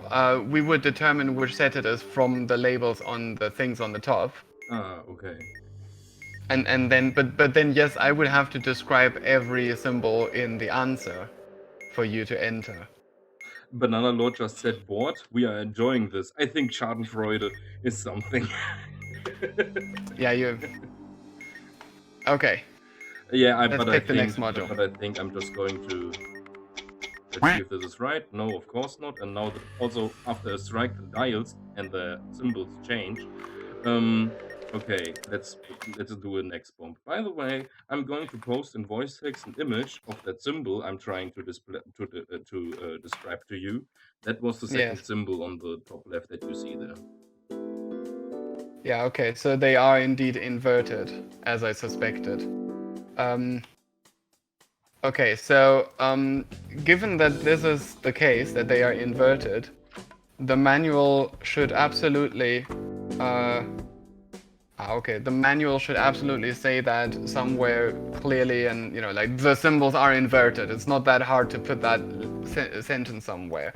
And if that is the main gimmick, then that should either be in the very first like 3 sentences, or it should be like in boldface and underlined or something. But the fact that I didn't notice this even after reading the entire first page, and I only had a fleeting suspicion that this is the case, that makes the manual, in my opinion, extremely obfuscated to the point of being unfair.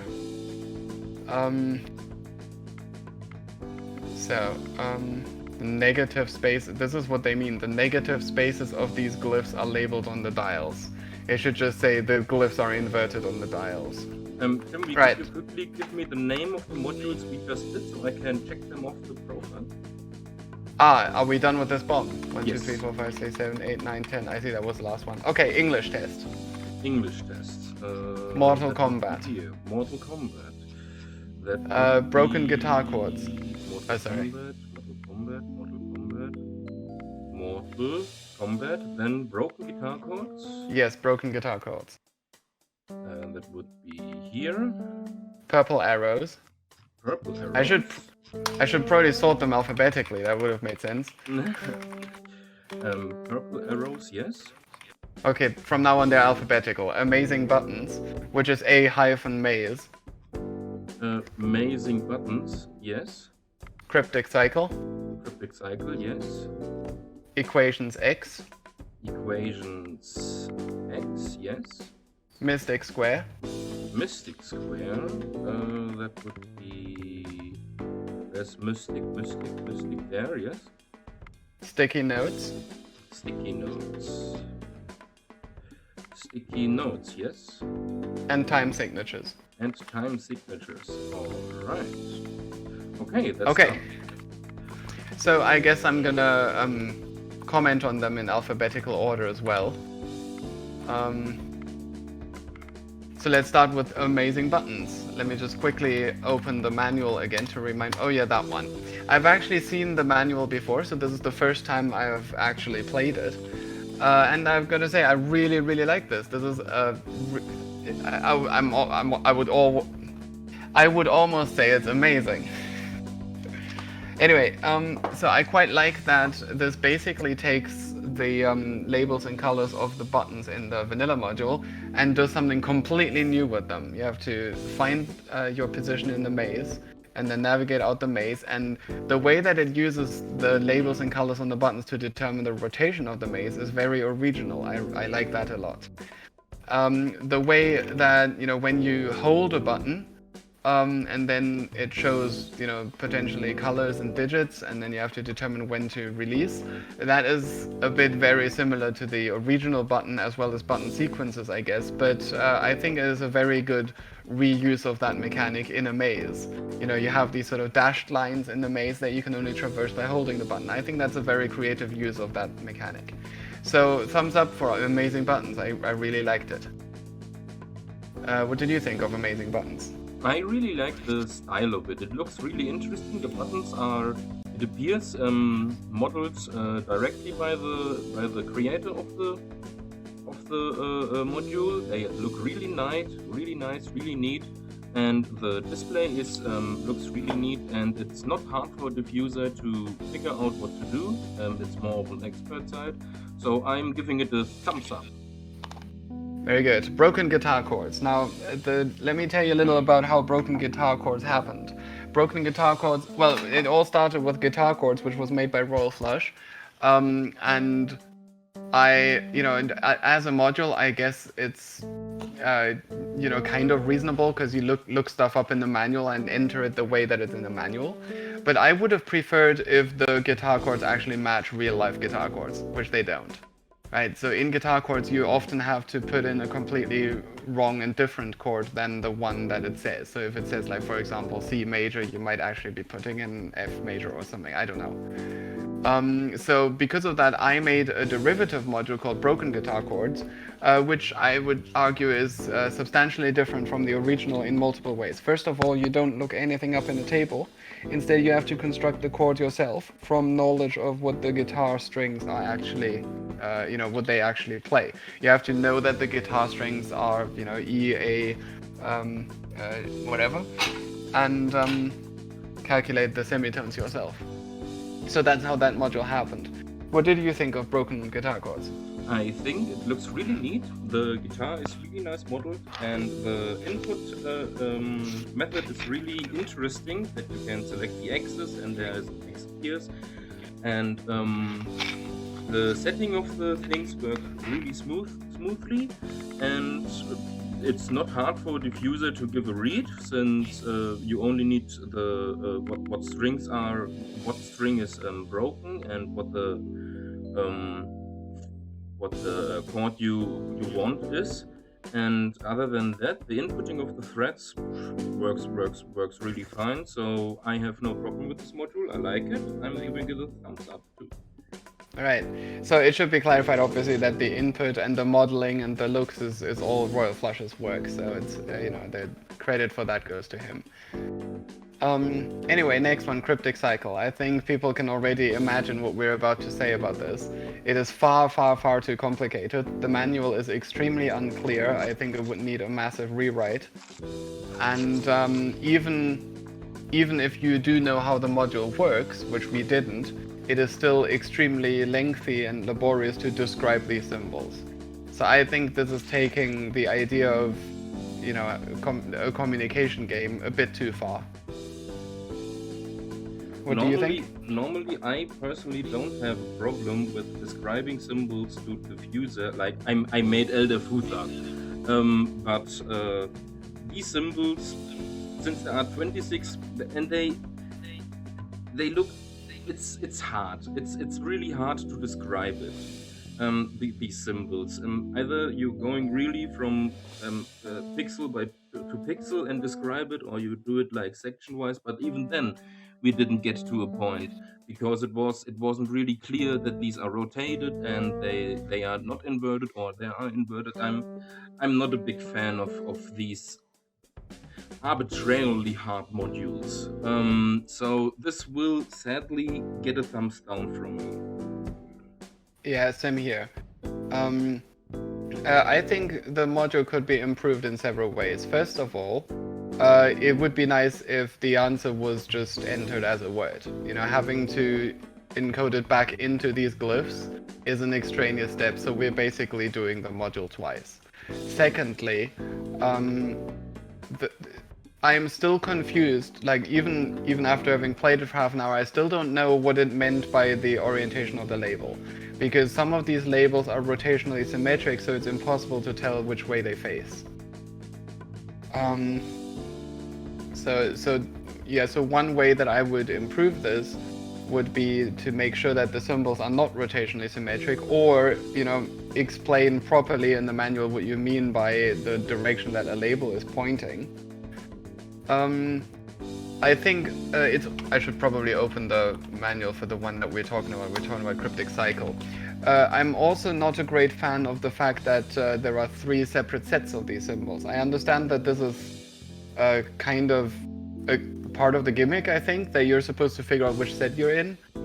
But given that there are 26 symbols in each set, yeah, I think I would have preferred if it was just one alphabet. I think that would have been enough. And then finally, there is this whole thing about adding the number of ports and something. I'm guessing that this is the actual encryption that we have to use to find the word. But I mean, yes, I mean, I'm not criticizing the mechanic because I didn't go through the mechanic, so I'm not quite sure about it. But this description is absolutely lacking. I think whoever is responsible for this module should probably find someone to rewrite this in a way that is, that is clear to someone who has never played the module. Otherwise, this, I think, is not reasonable to figure out during a live run. What I want to say to the module is the idea behind it is interesting, and I like the idea behind it, but sadly the execution lacks a little bit, and the arbitrarily hardness of the module kinda ruins the move for me, to be honest. Yeah, so in general, I want to say to modders in general that if you have extra unnecessary rules in the module that don't really add to the central puzzle of it, that only makes the module more tedious and not more interesting. Right. So Okay, the next one on the list is English test. Now, English test is a relatively old module, so I already have an opinion on it. I'll be blunt. It has a reasonable size set of questions, which after you've played the module a few times, you will just know the answers and you can just learn them. If you know English really well, like English grammar and spelling, then this module has some... let me try and find an example. In fact, I think we had an example, namely the difference between effect and impact. So for example, we have this sentence here: this will have a negative effect on our business. And one of the options that you can select is impact. I don't know about you, but the sentence, this will have a negative impact on our business, is not only equally grammatical and totally fine, it is also more common. Right? When people talk about the effect that something has on business, on the bottom line, they tend to use the word impact. So I think this is a really bad idea to have these sentences that can have multiple correct answers, but the module only expects one of them to be correct. Maybe I should also point out that this sheet that I'm looking at here is actually a good sheet that I made. It has all of the answers in it. The original manual has some sort of general explanations. For example, here it explains that effect means...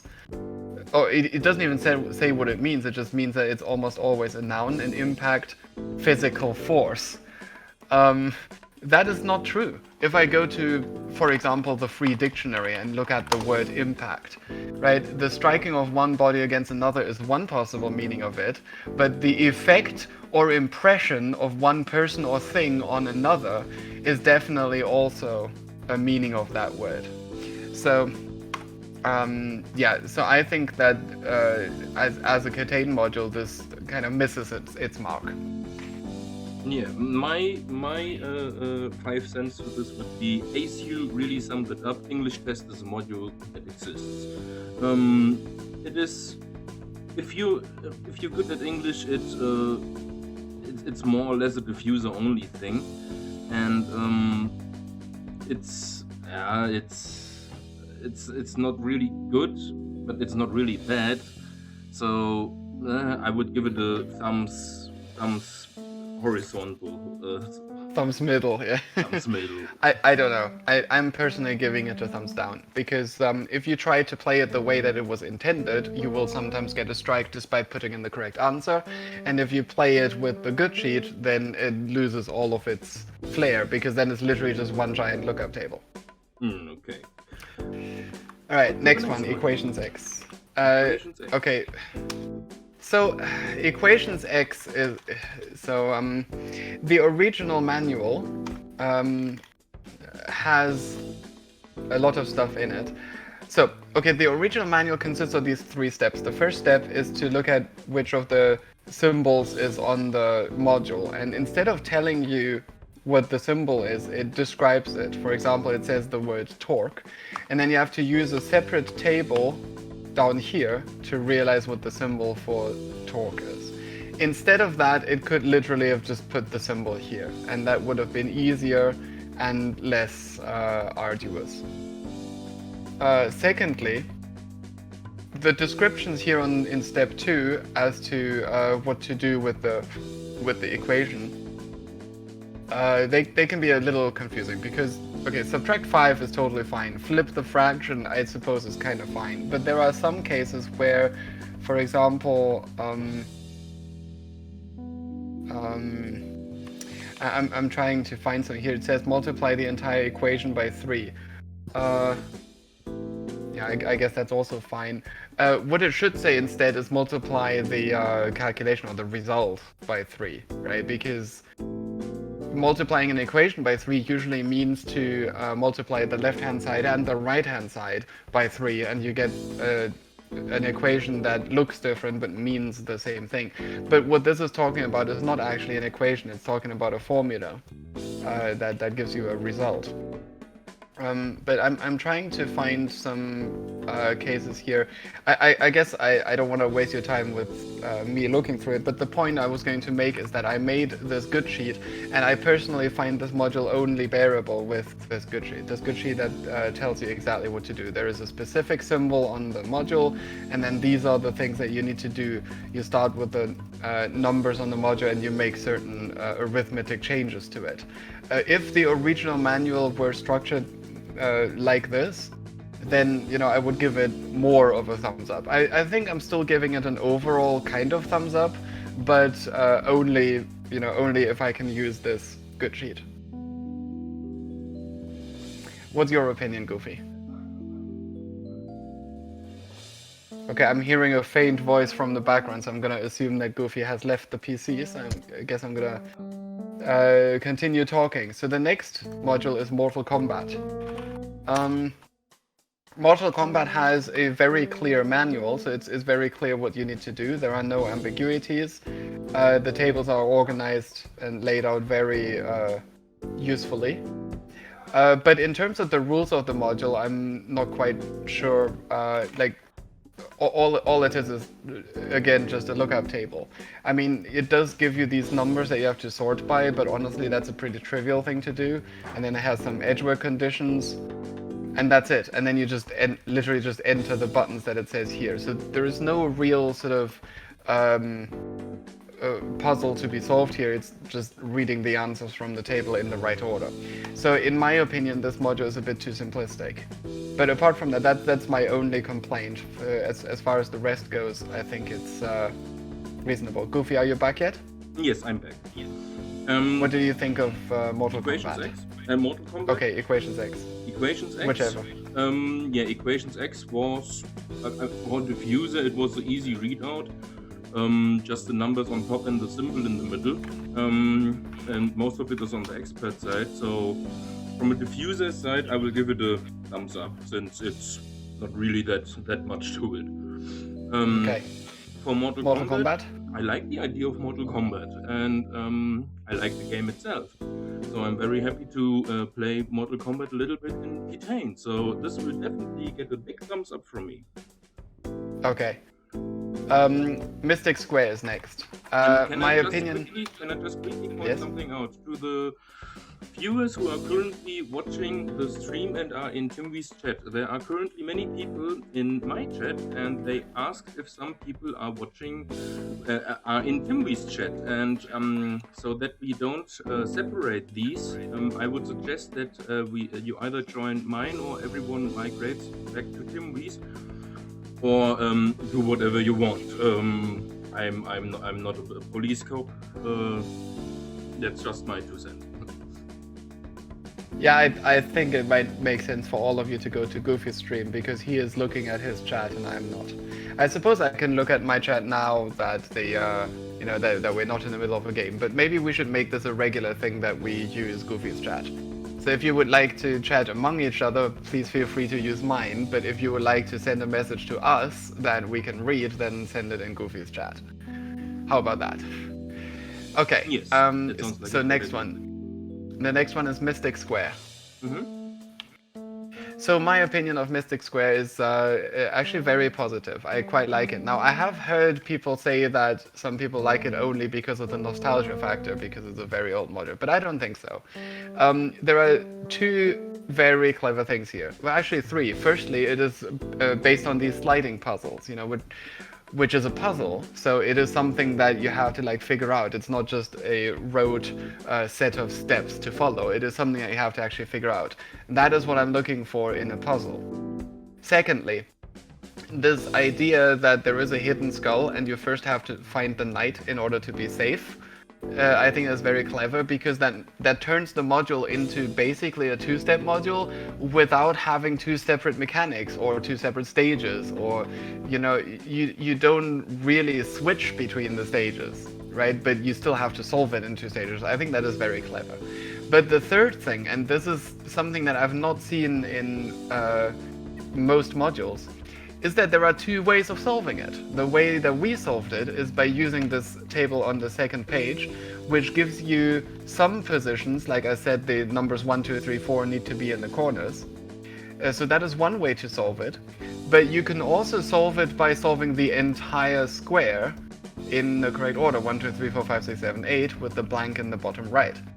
So you have two options, right? You can either defer to the diffuser if they know how to solve these kinds of sliding puzzles, or you can defer to the expert to find an easy solution which the diffuser can just input pretty quickly.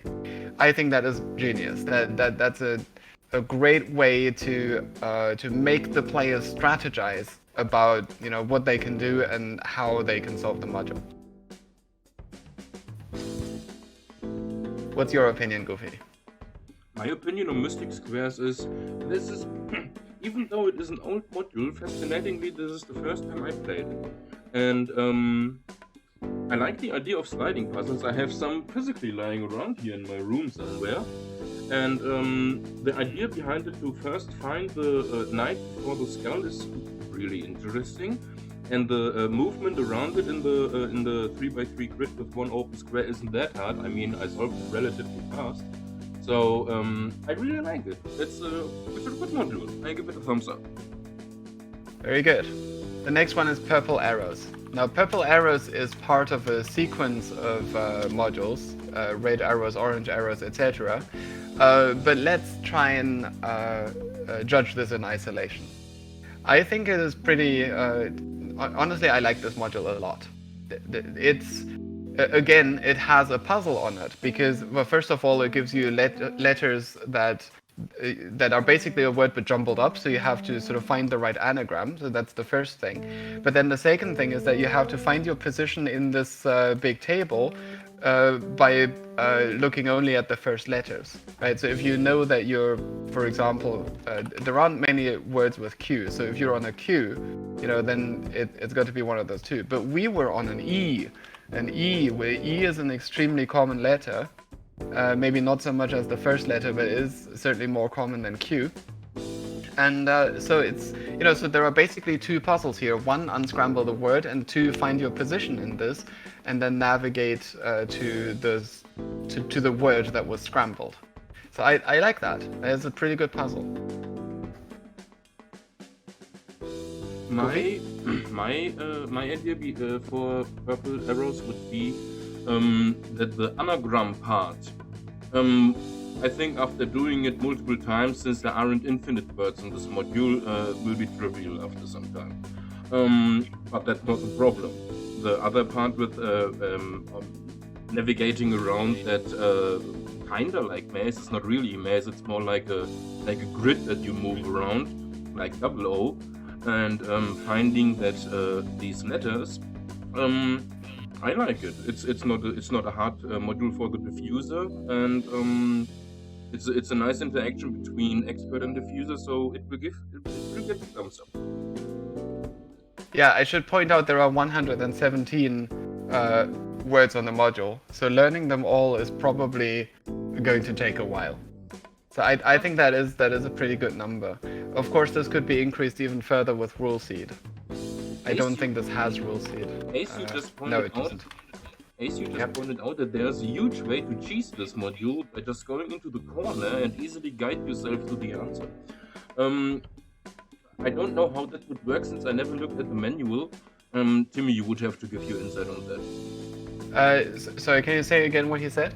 There is a huge way to cheese this module by just going into a corner and easily guide yourself to the answer.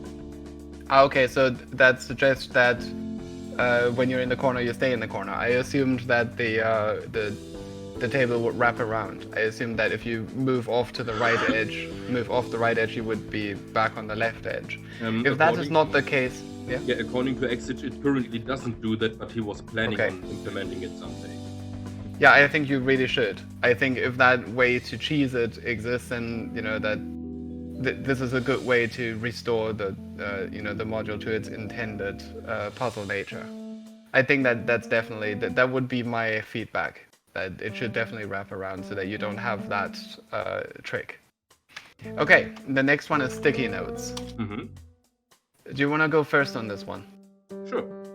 So for sticky notes, I like the idea that you have many sticky notes which you can read out. And apparently it wasn't that big of a problem that I couldn't read out many of the sticky notes because they were overlapped with each other. But I would say without camera zoom, it would be hard to read these sticky notes. So I think this module requires camera zoom to be reasonable, easy to read these things. Other than that, it's just give the read to the diffuser and then press the correct sticky note or many sticky notes because you were surprised that it solved after only one. And so from that perspective, I'm going to give it a thumbs up, but with a little bit of a angle because of the camera mod's dependency. Okay. Now I find it difficult to judge this module because we've only played it once and we solved it by pressing one sticky note. It is entirely possible that this might not always be the case. I don't know if that's common. If it's usually the case that there's only one sticky note that is the right answer and it is the one that you can fully read, which was the case for us, then I guess that's okay. But I do have an issue with the fact that you can't read some of them fully and somehow it, let me tell you some of the things that it says here in the manual. Right, there are 3 columns in the table labeled admin, human resources, and payroll. And it says that I need to press all of the sticky notes that are in a specific column, which is given by Edgework. Right, but then it says at the bottom, please note any jobs, it's down here, please note any jobs related to the above are red herrings and are to be avoided. Now this is problematic because it's highly ambiguous, what is related and, so for example, we had this sticky note which says pass pay details to payroll. What if it says, for example, I don't know, hide pay details from payroll? Okay, just a bad example, but imagine it did that, and then the important words are covered up by other sticky notes. And then that would make it impossible. If the module makes absolutely sure that that never happens, and the ones that you need to press are always completely readable, then I have no issues with this module. Now, ACU says in the chat, there's only one sticky note that is correct, that is the correct answer, but it can be obfuscated. Not being able to read the full note is really bad, and this is especially bad because some of the notes have extremely similar worded tasks. An example I had is that buy coffee and tea was incorrect, while buy tea and coffee was correct. Ooh, yeah, that is quite objectionable. I also just noticed another typo in this manual, so I'm just gonna quickly fix that. There's a sticky notes, and they misspelled the word personnel. Let me just quickly make sure that that is the correct spelling. That is the correct spelling indeed. Let me see if that same misspelling. Nope, that happened only once. Okay. And then finally we have time signatures. Now, the thing with time signatures is, maybe next time we should play it in such a way that I can hear your game sound, because then I would be able to judge what's going on. But with this one, I cannot judge this right now because I didn't hear what was going on. I can give you an example if you want. It went like this. I suppose we could do that, but let me just quickly say that, so first of all, the manual has multiple typos, and there was even one that I couldn't easily fix because it was baked into a PNG. please, everyone who writes manuals, please try to use SVG wherever possible. Not only does it improve the print quality and reduce the file size, but it also makes it far, far easier to make small changes like this. You know, I could have just fixed the typo if it were in SVG. I'm probably going to redo this graphic as an SVG after the stream, just so that I can fix the typo. But yeah, I found the explanation in the manual to be too ambiguous. That really needs some work, especially the part where it says that you need to press the red number in order to find something out, but then pressing the red number changes the module, and you know that makes it extremely unclear as to how to proceed. Okay, an example for how the time signature sounds like would be, it's really fast. So it basically went like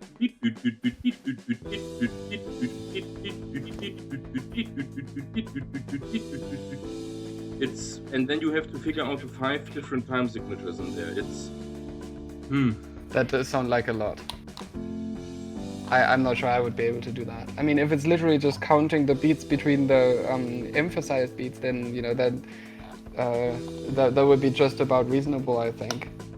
But if you also have to judge the the tempo between them, because it could be whole notes, quarter notes, half notes, or 8 notes, and it's not. Again, I'm sad that I have to give it a thumbs down, because normally I like music modules. I made harmony sequence and co-op harmony sequence and melody sequence and all time and sounds. But I'm sad to give this a thumbs down just because of the unbelievable hardness on the diffuser, because I don't think there are many people who can differentiate these time signatures in this tempo in one try. Because if you listen to it again, it resets and it produces a new set of 5 time signatures. You can only listen to them once. Okay, I do have to say something about this though. I have no issue with the existence of modules that require a skill that only few people have. There is a place in this world for specialized modules, and you know, harmony sequence might be an example of this, right? People who are just tone deaf, through no fault of their own obviously, just cannot play harmony sequence, and I think that's okay, they will just disable it. But people who can do this and who enjoy that kind of challenge, you know, will enjoy such a module, and so I think time signatures is probably aimed at people who are good at at figuring out tempo just from hearing a few beeps. And if I were such a person, I would probably enjoy this challenge. So I'm not going to give it a thumbs down because of that. I've given my criticism already, I won't repeat it, but I think there is a place in this world for specialized modules. In fact, I've made, for example, Pattern Cube, which I think is a pretty good example. If some people tell me that it's just completely impossible because they have no 3-dimensional visualization skills, and that's fine. You know, just disable the module if you don't want to play it. But if you do enjoy that kind of challenge, then I think it can be a great module, and the same would be true of time signatures. Okay. Do we have another module? That was our last batch. Okay. Then how about we jump right into the next prompt and see what this next prompt will offer to us? Shall we? Hopefully not a Cryptic Cycle. Yeah. Well, you disabled that, didn't you? Yes. That's, okay. Shall we go back to 5 modules on a bomb? Sure, if you want to. Okay. And let's also make this the last bomb, because I don't want to go through the entire workshop in one day. We do want to make this a relatively regular thing. You know, maybe we can do it every Tuesday or something like that. Okay, but since it's the last bomb, how about we do 10 again? Then we have a nice 25 modules done. All right, if you insist. Okay. And let's do that. Okay.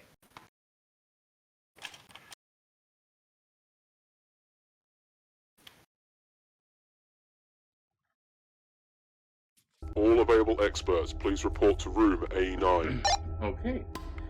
We have no batteries, we have a lit car, an unlit CLR, a lit India November Delta, lit Mike Sierra Alpha, unlit Sierra November Delta, port plate RJ45, DVI RCA, and port plate RCA.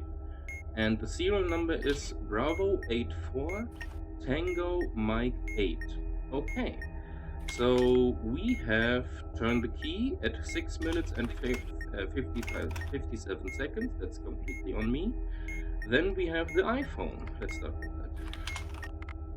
The iPhone, okay. Now the iPhone consists of several stages. The first stage is Angry Birds, so click on the Angry Birds app. Yes. Tell me how many birds and how many pigs there are. 3 pigs, 1 bird. 3 pigs, 1 bird. 3 or more batteries, no. 3 or more indicators, that's a yes. Okay, so it's that. And then if there are more pigs than birds, go to B, so H. So we're looking at these conditions. Are all the buttons different? Yes. In that case, press the bottom right. 7. Okay, so this will give us a digit, and we have to do 4 different things to get 4 digits, and then we will enter the 4-digit pin at the end. So the next one is the Messages app. Mm-hmm. Read me the messages. Phil H. 1 is the second number. Rob N. 9 is the second number. That's it. Okay. Okay, so one of these messages will, match the correct format for the correct person, and this is the one that matched. So 9 is the correct answer. So, photos. Do you know the photos, or do you need me to describe all them? personnel. So Please return to we your have stations. a Porsche that is in front of a wall facing to the right. That sounds like it's the right one. Is the wall sort of irregular bricks, Yes. and the Porsche is kind of dark? Yes, dark green. Okay, I think that is the right one already. We got lucky. Now let's move on to Tinder. We don't have any strikes, so we're gonna use the left column in this table. Read out the information. 41 Scorpio Cinema Gerbil. Okay, so that would be -3, -2, negative, so it's negative. Press the left button. 44 Leo Badminton Cat. Okay, so that's +4, so positive. 25 Scorpio Clubbing Hamster. 25 Scorpio clubbing hamster. Now, one thing that always confused me about iPhone, what do they mean with clubbing? Is it like really have a club in your hand and club something down, or is it like partying? It's probably more like partying. Clubbing, a condition in which the ends of the fingers and toes are enlarged and the nails are shiny and abnormally curved. I don't think that's what they mean. Right here, clubbing, the activity of frequenting nightclubs and similar establishments. That's probably what it means. Okay. So, this one is a 0, which means that we need the name. Jess. Jess, is that Jess, right? Yes. So if the match score is 0, swipe right if your match's name has 5 or more letters, so that's no, so we swipe left. Okay, match. The 4th digit of the pin is 4. A 4. Now go to the settings app. No, go to the phone. No. You go to the settings app, right? Yeah, the phone app is the one. Yes. Okay. The pin is 7934. That is a solved iPhone. Alright, so before we move on to the next module, I want to point out to those who don't know the module that so there are these 4 apps that we have to go through, and then there is the settings app where you put in the pin in order to unlock the phone. But there is one more app, which is the phone app. What does that do? Well, this one allows you to enter a phone number in order to have the answer to one of the other apps sort of revealed to you, so you don't have to go through it. And it turns out, but you can only do this at the cost of a strike. So so it says here you will incur a strike. So some people have argued that if you do this module at the end of your bomb, it might be worth taking the strike if you know that you can afford it. And then the Tinder app is actually quite a time saver. Not having to do the Tinder app is quite a time saver.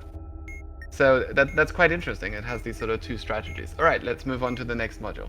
Okay, next one would be festive piano keys. Not festive Festive piano piano keys. Festive jukebox. Festive Jukebox.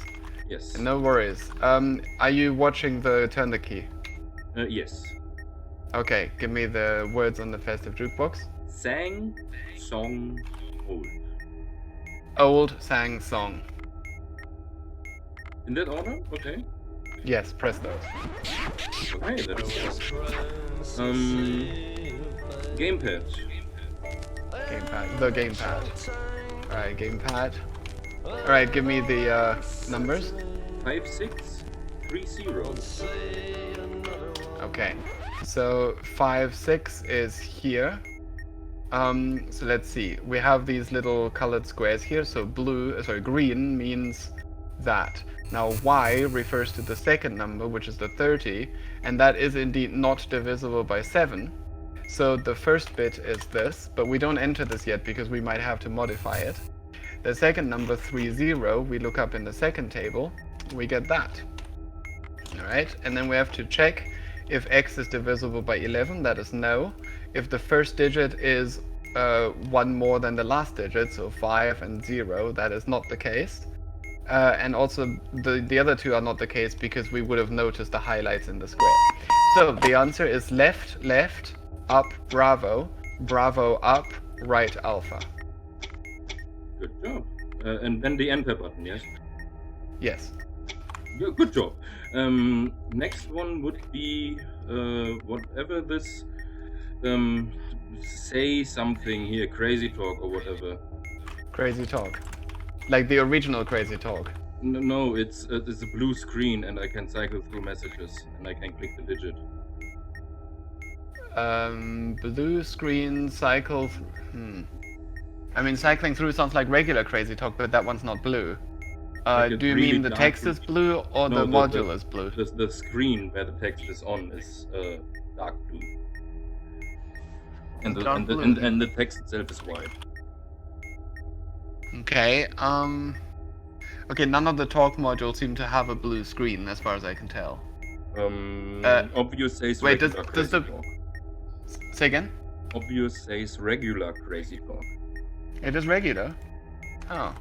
I'm surprised that you say it's blue. It's a dark blue.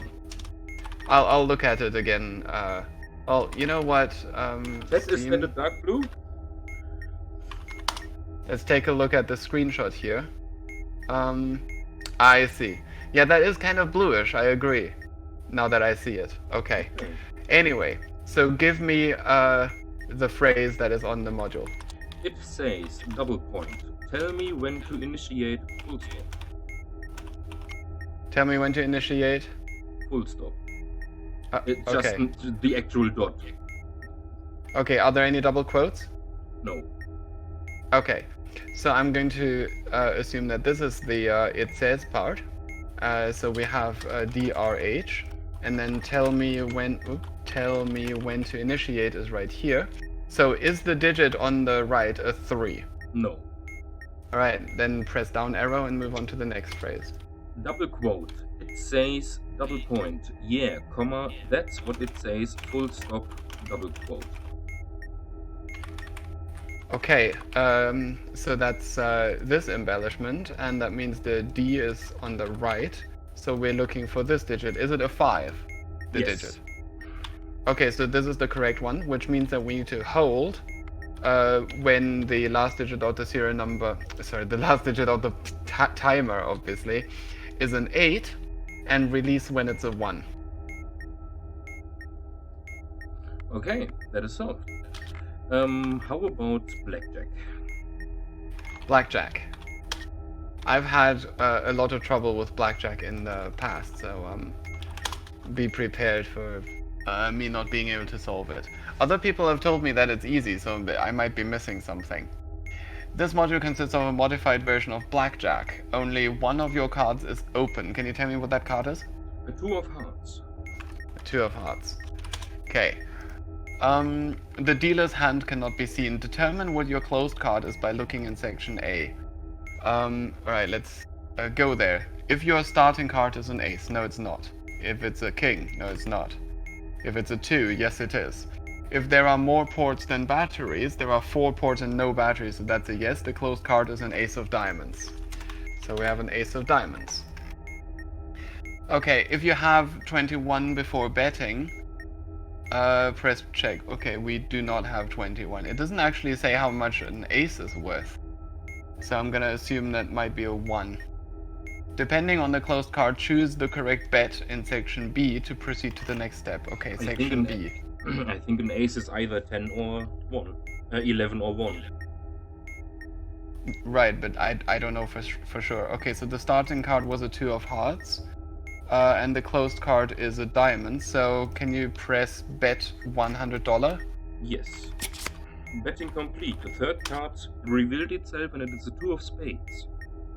It's a 2 of spades, okay. Another card will be dealt. Using that card, you can find the order in which cards are being dealt, section C. Alright, let's take a look at section C. Extra card... I'm gonna have to assume that the third card, in which case it really should just say third card, because extra card is super unclear. But okay, so it's lower than 4, which is a yes, and our bet was $100. So does that mean that... So why are there... How many cards are there for the dealer? 3. 3. Alright, then why are there 5 cards in this table? Alright, let's see. All aces are worth 1. Oh, now it says that. Okay, except for your starting card. Okay, but the starting card was a 2, so it doesn't matter. Your goal is to get as close to 21 without going over 21. The 3 cards after your last card in the list will be the dealer's hand. Okay, my last card was a 2 of spades. The 2 of spades is not in this list. And neither is any of the others. Let's see that again. The 3 cards after your last card in the list will be the dealer's hand.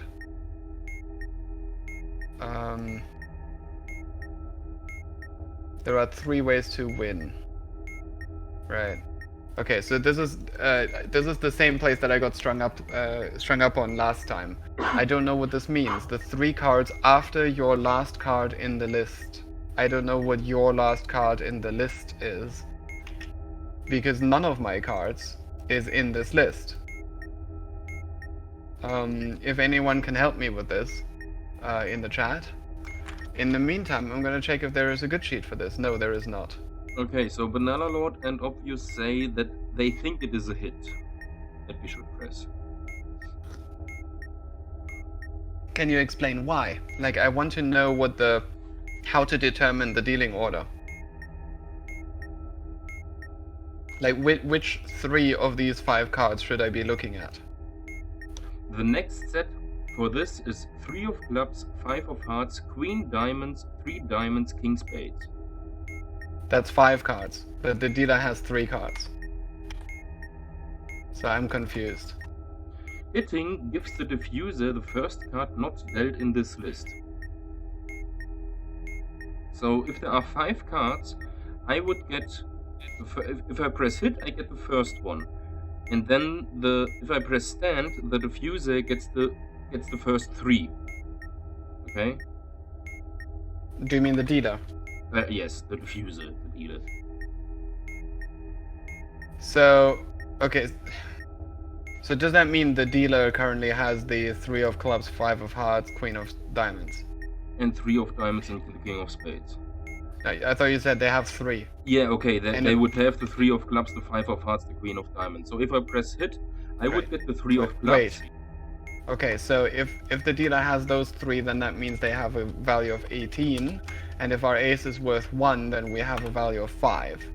So, let's see, there are 3 ways to win. Get a blackjack, get higher than the dealer, or bankrupt the dealer. We don't have an ace. What? We don't have an ace. I think we have a value of 4, not 5. Currently, we have 2 2s. No. The We second have an card ace. was an ace of diamond. Ah, I see. The card is not shown on your module, right? It's something yes, that the expert yes. figures out. Yes. But Okay. yes. Okay, so press hit. Okay, I press it. And now I have the 3 of clubs. Yes. You get a 3 of clubs. Yes. That means the dealer did not have the 3 of clubs, so I still don't know what the dealer had. No, I just basically stole the 3 of clubs from the dealer. And now the dealer has the next 3 cards. So he would have the what is it? He would now have the 5 of hearts, the queen of diamonds, and the 3 of diamonds. Really? Okay, that's extremely weird. Alright, so we now have a value of 8. And this still adds up to 18, because we took a 3 and they got a 3. Does the dealer still show 3 cards? Yes. Okay. Alright, in that case, hit again.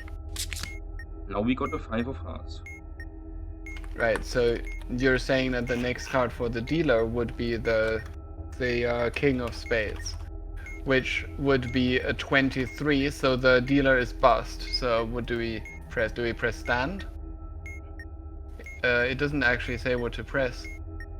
Like the word stand does not occur anywhere in the manual, and neither does hit. So the manual doesn't actually tell you what buttons to press. I think that's definitely something that needs to be fixed. Okay, the chat says we press stand. Alright, press stand then. Congratulations, solved. Solved, okay. Okay, next up would be something that looks like Stepmania. Stepmania. Okay, there is no module called that. Stepmania. Can you describe what Stepmania looks like? Or rather, what the module looks like? Okay, so it has a screen that looks like a game Stepmania, where you have a left arrow, a down arrow, an up arrow, and a right arrow, and you have to press them in the correct time to music. Ah. I think I've seen this module before. I think it's called, what was it called? I think I've seen this module. I just don't remember what it was called. Does the chat say anything? The chat says that's Eterna. Say again? Eterna. Echo, Tango, Oh, Tango. Eterna. Yes. Eterna. Wait. How'd you spell that? Oh, a double T. That's what. Yeah, double T. Got it. Eterna. Yeah. All right. So, ready for calibration. Okay, this module has a screen with 4 colored arrows and a bar. Press the screen when you're ready to input. A 4-beat anacrusis is played before the 32-beat sequence begins. Proceed to time successive presses as the module cycles through beats 1 to 32. Mistiming any beat will give a strike when the cycle ends. Okay. Gather all arrows from bottom to top and use the table to find the lowest value that shares the color with the bottommost arrow. Okay, so give me the colors of the arrows. In reading order, yellow, orange, red, magenta. And that was left, down, up, right, correct? Yes. Okay. And the left button is like further down than the others. Yes. And the Okay. right button is the top one. Yeah. Okay, it says use the table to find the lowest value that shares the color with the bottommost arrow, which is yellow. Lowest value, that would be a 7. Okay. Continue by finding the earliest value. Earliest? What does earliest mean? That shares color with the next arrow. The next arrow is orange. But has a higher value than the one from the previous arrow. Okay. I'm gonna assume that by earliest they mean next in reading order. Repeat this process until you have gathered 4 numbers from the 4 arrows. Okay, so the next one is red. You know, now I'm not sure if earliest means next or just... I think it means like earliest in reading order, I guess. But 1 is not bigger than 10, so I would still have to use the 25 here, and then magenta would have to be the 29, because that's the only magenta that is bigger than 25. Okay, repeat this process until you've gathered... Oh, I needed all 4 numbers. Okay, that was a 7, and then the orange was a 10, and then the red was the 25, and then we have a 29. There you go. ASU says the earliest means the lowest number applicable. Okay. Well, in that case, it should say the lowest. Yeah, the lowest value that shares a color with the next arrow but has a higher value than the one from the previous arrow. That would make much more sense. I'm going to change that.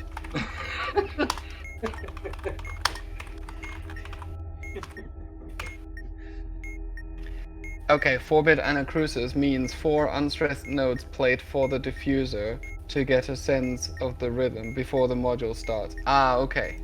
So, press the screen when you're ready to input. A 4-beat anacrusis is played before the 32-beat sequence begins. Proceed to time successive presses as the module cycles through the beats. Okay. It doesn't tell me what buttons to press. I can just press the screen, apparently.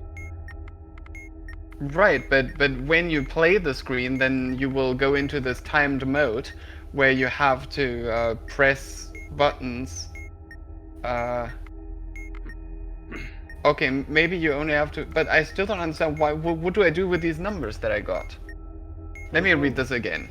Press the screen when you're ready to input, blah blah blah blah. Proceed to time successive presses as the module cycles through beats 1 to 32. Mistiming any beat will give a strike. Right. Gather all arrows from bottom to top, blah blah, continue by finding blah blah, and has no blah blah. Repeat this process until you have gathered 4 numbers from the 4 arrows. Proceed to press the screen to start calibration and input the 4 values. Okay, so if I understand this correctly, it's a bit unclear, but if I understand this correctly, you press the button, you listen to the anacrusis, which is just 4 beats to start, right? And then you will hear 32 beats. And you have to press the screen at beats 7, 10, 25, and 29. Okay, I can do that, I think. 7, Let's- 7, 10, 25, and 29? Yes. Okay. Okay, let's see.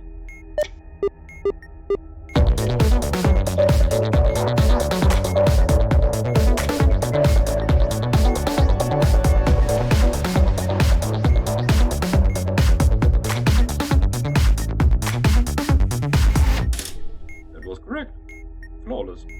Okay, so I figured out what to do, but I guess I only managed to do that because the module is relatively simple. I think the manual needs to tell you what to do, right? It doesn't even tell you what to press. Like, it doesn't even tell you that only the screen can be pressed and that you are supposed to press the screen. Actually, it does say proceed to press the screen. No. It says proceed to press the screen to start calibration. So you press the screen to start, but it doesn't tell you what to press afterwards. So, yeah. But I think that's a minor point. I think, we did figure it out after all. Alright. Okay. Addition. Addition. Oh, I played that on Twitch Plays? No, actually I didn't. I made the SVG, that's what happened. Oh no, I did play this. Right, if the text on the gray button next to the screen is not A, you are looking at a different module. I'm guessing you are looking at the right module. Compute the sum on the display and enter it using the numbered buttons to solve the module. Use the gray A button to cycle through 10 numbers. Okay, so press the A button to cycle through the numbers. Let's go. 947 916 768 552 Go faster. 878 419 953 339 751 744 947. We already had 947. Okay, after 744, please go again. That was too fast. I almost got it. I almost did it. Yeah, okay, 744 was the last one. That should be 10 numbers. Perfect. Okay. In that case, enter 7267. 7267. 7267. Correct. And solve. Okay, next would be 2 buttons. The left one is labeled 1, the right one is labeled 2. That's it. Okay.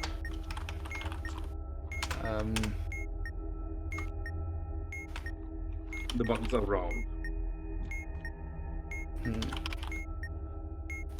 Alright, I need help from the chat with this one. Button order. Button order. Okay. Ah, okay. If there are 2 or more batteries, I'm gonna say that's a no. Push the buttons in reverse number order. Pressing the buttons in the wrong order will result in a strike. So press 2 and then 1. Okay, that was hard. Yeah. Next one would be, I have a reset button, I have a submit button. On the left side, I have an empty space for cards, it appears, and on the right side, there is a stack of cards. Is this the deck of many things? Please confirm in the chat. Yeah, deck of many things. Very good. Okay, I've been looking forward to playing this module. A lot of people have said a lot of good about this. And it also seems to be a very varied module, which means that we will only see some part of it. So, the module consists of an ordered card deck. Click on the cards to cycle through them. To disarm the module, press submit when the one correct card is face up. Choosing any other card will cause a strike, unsurprisingly. So it says click on the cards to cycle through them, so you can look through them if you want to, but actually don't. Let me read it first. The deck of many things is a collection of cards from different decks. Refer to determine a card's deck to identify from which deck the card came from. If a card does not belong to the standard deck, you will need to calculate its corresponding standard deck card. Refer to calculate a card's value to do so. Refer to determine starting valid cards to find out what cards are valid. The correct card is the first valid card of the sequence. If no cards are valid, press submit when no cards are face up. The sequence does not loop around. Okay. So we need to figure out what card is the first valid card. A card is considered valid if it has both a valid suit and a valid rank. Thank you. A valid rank. Okay. And then valid suits. Okay. Right. Press the deck and tell me what the first card is. Okay. We have a 7 of hands. A 7 of hands. Alright, so I'm guessing that is the, let's see, hands. Hands does not occur in the module. Is this the Celestial deck? No, probably not. Oasis deck? Ah, there is a hand symbol. Okay. Use the first table below to obtain the displayed suits multiplier. Okay, the hand is serial number digit total. The serial number digit total is 20. So that's a 20. Then multiply the displayed rank. You said it's a 7, right? Yes. By the obtained multiplier, so that's 140. If that value is not between 0 and 51, add or subtract 52. So that would give us a 36. Use the obtained value and the second table below to determine the corresponding standard deck card. Okay, 36, that is a 6 of clubs. Alright, we have a 6 of clubs, and now we need to determine whether that is valid. So first of all, the first card deck was the Oasis deck, I think that was called. Yes, it is the Oasis deck. In which case the 6 means that clubs is not valid. So, next card. Next card would be a 13 of flies. 13 of flies. Yeah, it's a big fly with weird symbols. On top is a Roman 13, and on the bottom there is an M with a devil's tail. Wait, you said a Roman 13, so could it be this? Could it be the death card? Could be. It looks kind of deathy. Yes. But no, there is an Norseman on the moth or something like that. Okay, so it says here cards from this deck do not have a corresponding standard deck card and are never valid. So next, I guess. Oh wait, Celestial deck cards alter which cards are or not valid in the sequence. That is not English, that needs fixing. This does not retroactively alter what cards were valid previously on the sequence, only cards that come afterwards. Use the table below to determine the new valid suits and ranks. Okay, the valid ranks are the ones that were previously not valid. The same is true for suits. Note, this may result in not having any valid suits or rank. Okay, so the third card is death, which means that ranks and suits are now inverted. Alright, next, what's the fourth card? Oh, you're right. That was the second card. Right. Yes, What's the okay. third card? The third card is an ace of spades. Just ace of spades. Okay, so we Yes. can literally just look at the rank is ace, which says it's always valid, but it's swapped, so it's not valid. Next card. Seven of hearts.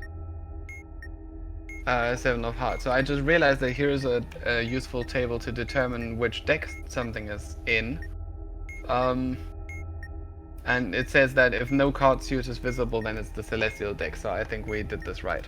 You said seven of hearts, so the 7 says FRQ indicator. We do not have an FRQ indicator, so the rank is valid. As for the suit, it says here first card. The first card was a 7, but it was also a 6. Okay. Right, okay. Use the first card's information to determine the starting valid suits. So, the first... So, I'm guessing that was a 6 of clubs then. And it was the hand, so it was the Oasis deck. So, hearts is not valid, but it's swapped, so it is valid. So, this is our starting card, the 7 of hearts. Okay, do I press a button? Wait. If a card does not belong, blah blah. Okay. Refer to determine starting valid cards to find out what cards are valid. The correct card is the first valid card of the sequence. If no cards are valid, yeah. Okay. So press submit. Okay. That is a solved module. And a solved bomb. Nice. Okay. That was the deck of many things.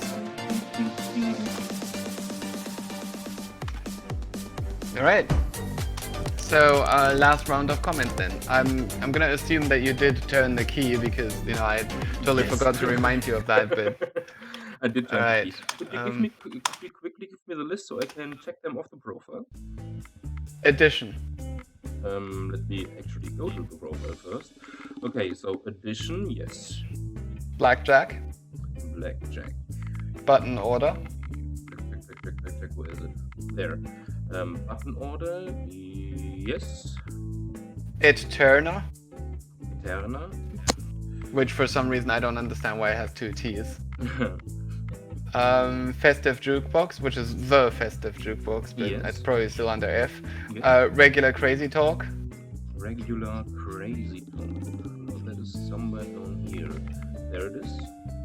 Right, and now I realize that I should have left out the so the deck of many things is probably under D then. Let's see. The deck of many things, yes. Gamepad. Gamepad. Gamepad. There. iPhone. iPhone. Probably the iPhone, yes. So I'm Yes. going to I. The iPhone, yes. And turn the key. Turn the key. Okay, now I go down to T. Turn the key. There it is. Okay. Okay, so I'm gonna go through these in alphabetical order. Let's start with addition. What did you think of addition? It's not really a hard module for the diffuser. Just read out the 10 3-digit numbers and then add them together. I mean, you can technically do it as a diffuser solo if you're good in Yes. math in your head. So not a big problem with this module. I will give it the thumbs up. It's not hard. It's not easy. It's not. Yeah, it's okay. It's a model medium good module. Okay.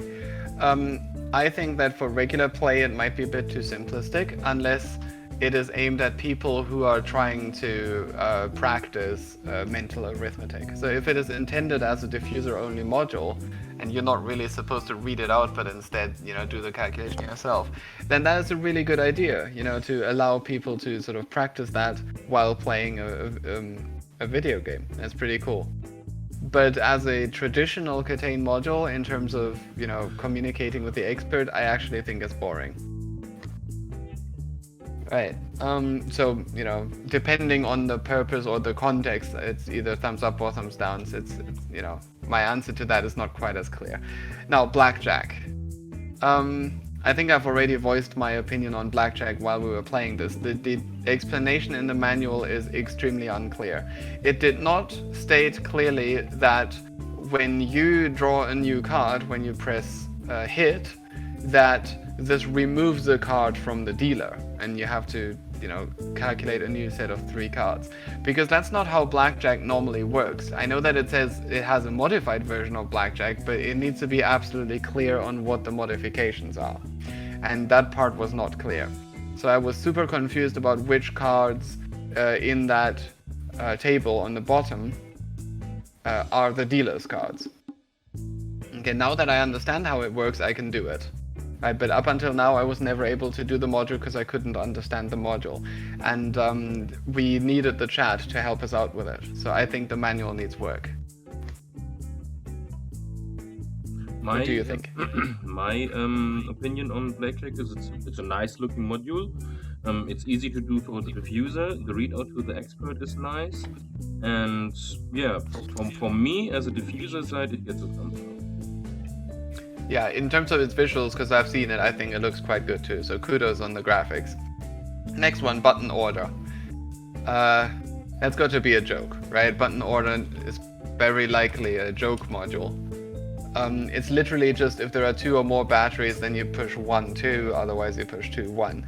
That's pretty much the least amount of, it's the simplest module that you can do that is more than just press 1 button with no conditions. Has said, I regret to inform you that it was made completely unironically. Well, that may be the case, but anyway, this is how I perceive it, and that is my feedback. I think it is far too simple. If this was someone's attempt at, making their first module and they are just sort of testing the waters with programming, then of course I have every sympathy for that. And, kudos on creating your first module, Sam Loafer, if you're watching. But, as a module on a bomb, like if I were to play the game regularly with normal people, I probably would not include this module. For me, there's not much to say. I press 2 buttons, it's solved. It's less than trivial. To do it on a diffuser side, so it's plain stupid. I'm sorry to say that. Yeah, so it will sadly get a thumbs down for me. I mean, there is something called the simpleton or the simple button or something like this, where you literally just press the button and you solve the module. But I think this was paired with misery squares, so it has it has reason to exist in some form. But this button order thing is more like. Right. So I just looked at the what was it? The simpleton. Yeah, you're right. That is literally just push the button. It's interesting that this module exists because. When I created modules such as, for example, Hogwarts or Black Hole, which are kind of dependent on other modules on the bomb, and also divided squares, I always created a simple sort of dummy module in order to play the module in the test harness, right? But in the game, I always used anagrams and word scramble as the quote-unquote dummy module. So if you're telling me that the simpleton has a place to exist as such a dummy module for testing, then I suppose, but it shouldn't really be necessary because you can't just paste the simpleton into the test harness. If you want to test it in the test harness, you need a dummy module of your own. And if you want to test it in the game, you can always just use anagram or word scramble. Now, what I have to say is the simple button was paired. So if you download that, if you subscribe to that item, the description of that subscription is: I present to you the easiest module, the simpleton, and the hardest module, misery squares.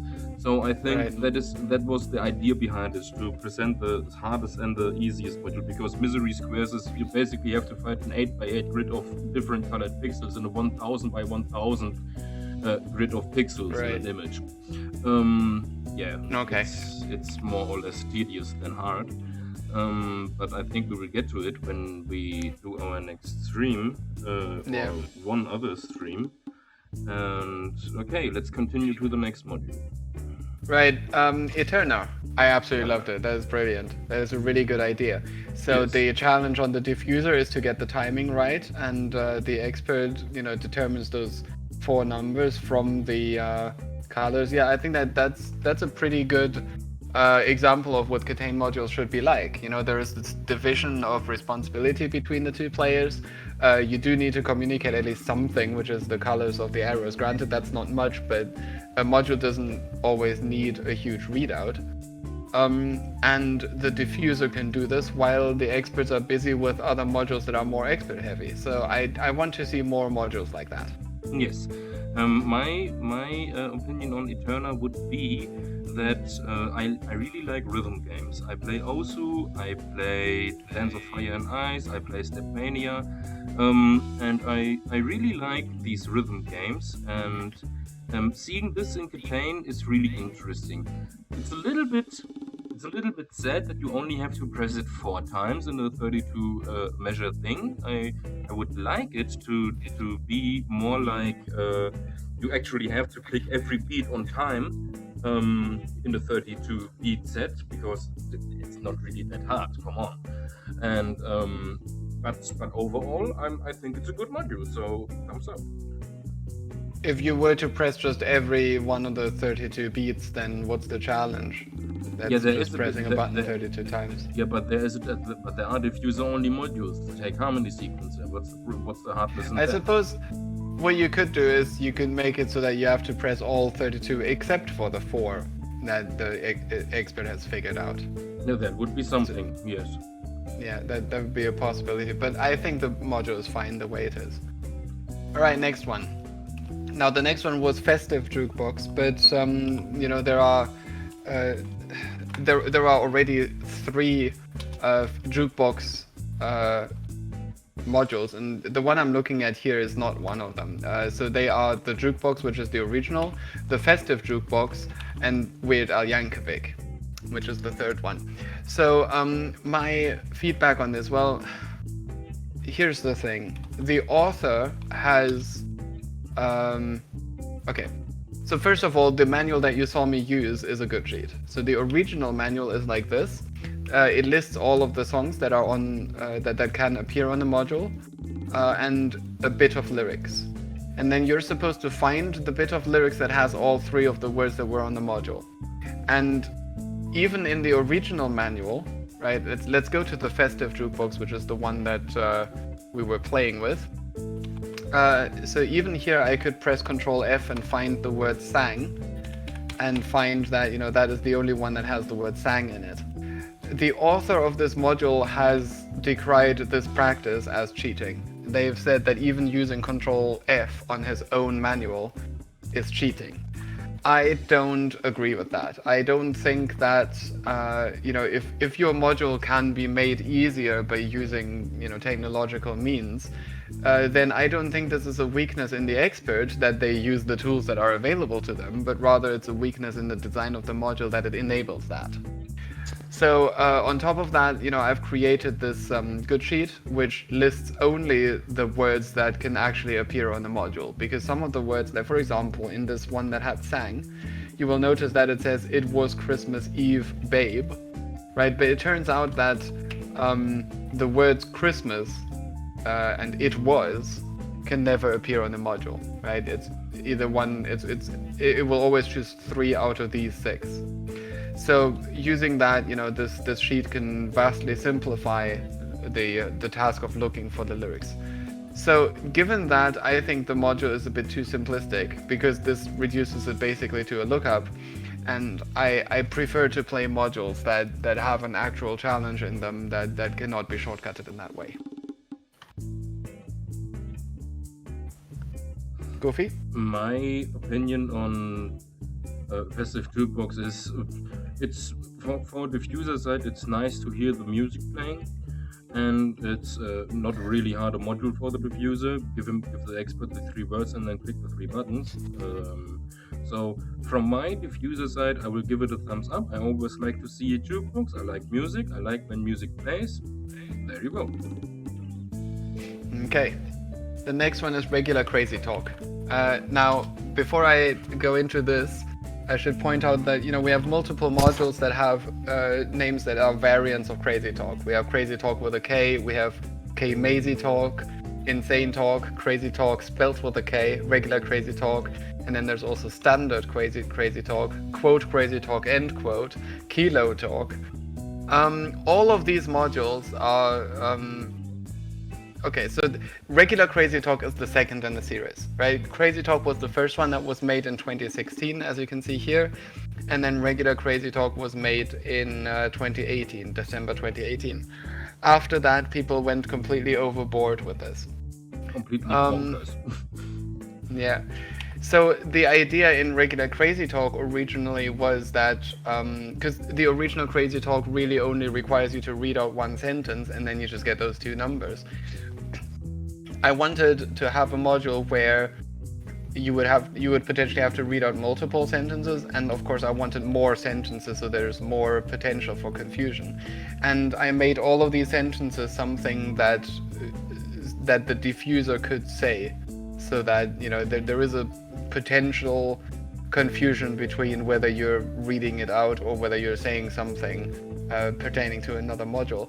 I think I kind of missed the mark on this. There are many phrases in this that you can tell that this is not something that the diffuser was going to say. So for example, mind the gap, right? The diffuser wasn't going to say mind the gap. But yeah, so I hope that this module, which I created in 2018, I hope that that this is a step up from the original Crazy Talk.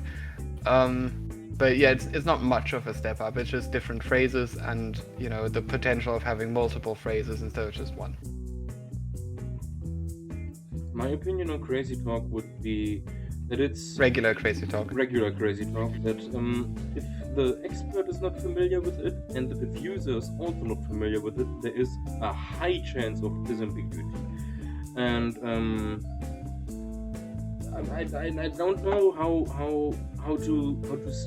I mean, from diffuser standpoint, reading out what's on the screen is as simple as reading things out that's written on the screen. And if the expert isn't familiar with the module, that will be bad. So from a diffuser standpoint, it's a good module. It's not a hard module. It's easy. But in a diffuser expert combination, if both are unexperienced with either either Crazy Talk, I would say, it could get problematic. Right. Obviously, the problematicness of the thing with the quote, end quote, and stuff is kind of the point. The whole idea here is to intentionally provoke that kind of ambiguity. Yes, so I guess but it provokes strikes, if you know what I mean. Right. Yeah. So it's up to the players if they want to. I mean, the original vanilla manual is intended to provoke strikes if you're not careful, if you don't pay attention. So it's kind of similar here. But anyway, so that's regular Crazy Talk. The deck of many things. I absolutely love that. That is absolutely genius. I like card games. I love card games with the standard deck. I like card games with their own decks, and this uses extra symbols and extra rules to convert these cards. I love this. Every rule in this manual is explained very clearly. We have not had the Metropolitan deck or the Maritime deck or the Arctic deck, so I haven't looked at this, or the Tropical deck. But it definitely looks interesting. I like this sort of honeycomb thing here. I'm kind of intrigued by this. Oh, it's even highlightable. That's really cool. So yeah, I'm looking forward to playing this module again, and the design looks just amazing. Like, so you go through rules for each card, you hit the first one that's valid, and that means that how many cards are on the module? Does it say that here? Yeah, I'm trying to see if the manual says this, but it does not seem to. So yeah, so I don't know. So depending on how many it is, because the thing is, I have a bit of an issue with modules that can sometimes be solved very quickly and sometimes take a super long time. So I hope that it's only going to be up to like maybe a maximum of 10 cards. Everything else I think would be excessive because there is the potential that the first card could already be valid. But again, that's a minor point. Apart from that, I think this design is absolutely cool, absolutely great. All of the rules make sense. There is no rules that are super extraneous. Yeah, and obviously I haven't seen the graphics, but from what I can see in the manual, this Oasis deck has some nice suit symbols that are different from normal suits. And making use of the Arcana. I'm assuming that the Celestial deck is the major Arcana, basically. I quite like that. I've never actually played a game that uses the major Arcana, but I'm familiar with it. I'm sort of familiar with it, and I like that it was included. Rubik's just said that the module has 40 cards, but the code makes sure that the answer is somewhere in the first 10 or so cards. I think that's a good design, so you don't have to go through all 40 cards. And I really like the visuals on it. The cards look really stunning. It's really smooth when you press on the card that it flips over. It doesn't pop up there. More or less just flies from the deck over there. It looks really smooth. I give it a thumbs up. It's a nice one. Very good. So the next one would be the Gamepad. Now this one's another oldie but goldie. In other words, a module that a lot of people like because it's old. You've seen me use a good sheet here. Let me show you the original manual. The original manual requires you to go through these lists here, lists of conditions. So you check if x is prime, you check if x is a multiple of 12, you check if the digits add up to 10, and stuff like that. So I have an issue with this for two reasons. One, I'm generally not very fond of lists of if then else conditions. And two, there is a chance that you might be finished very quickly if the first condition already holds, but there is also a chance that you might have to go through the entire list and this will take a while. So I would prefer if this were, structured in a way that the lookup is equally fast in each case. And with the good sheet, that is the case, because we have this table here, which takes care of that, right? So all of the prime numbers, like for example 13 and 3, you see these are all directly marked with the answer, and then all the other ones. Now, some of the conditions require edge work, so I had to add these colored squares, so you do have to check these, but fortunately it's never more than a few, the worst case is 4. So if this had been the original manual, then this would be perfect and I would have no issue with this, and this would be... In fact, if this were the original manual, I would have even designed it in such a way that the table has the... In such a way that the table would have the codes kind of jumbled up, so you wouldn't have repeats of the same code.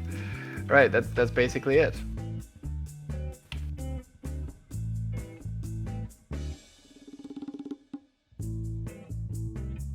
Okay, I'm back alive. The gamepad, yes. It's a relatively simple module for the diffuser. Give the expert the readout of the 4 digits and then input the correct thing. For diffuser standpoint, it looks really nice. The digits are clearly to see. The input is clearly to do. The only thing that is a bit ambiguous, I would say, is the submit button as an enter button, but I think it's okay.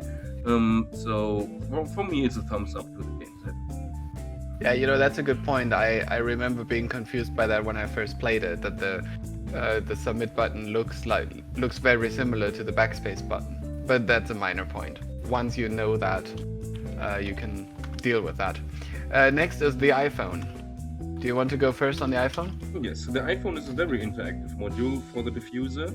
You have to do basically 4 separate parts, and every part is unique in its own. And I really like the idea of the iPhone to get the 4 digits and to figure out the security code in this way, and then enter the security code to disarm this module. And for me, it's a definite thumbs up. It's one of my favorite ones. All right.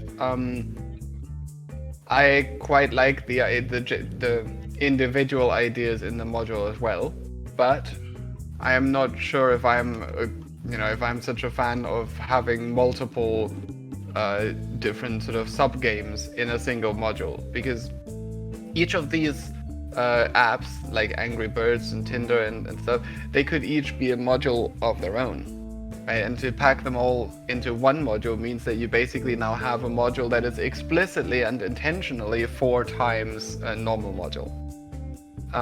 But that's honestly my only complaint. I think that's also a relatively minor point. Apart from that, I think everything's pretty cool. The Angry Birds conditions are, to anyone who's played Angry Birds and who knows the characters, it's actually kind of funny and kind of interesting.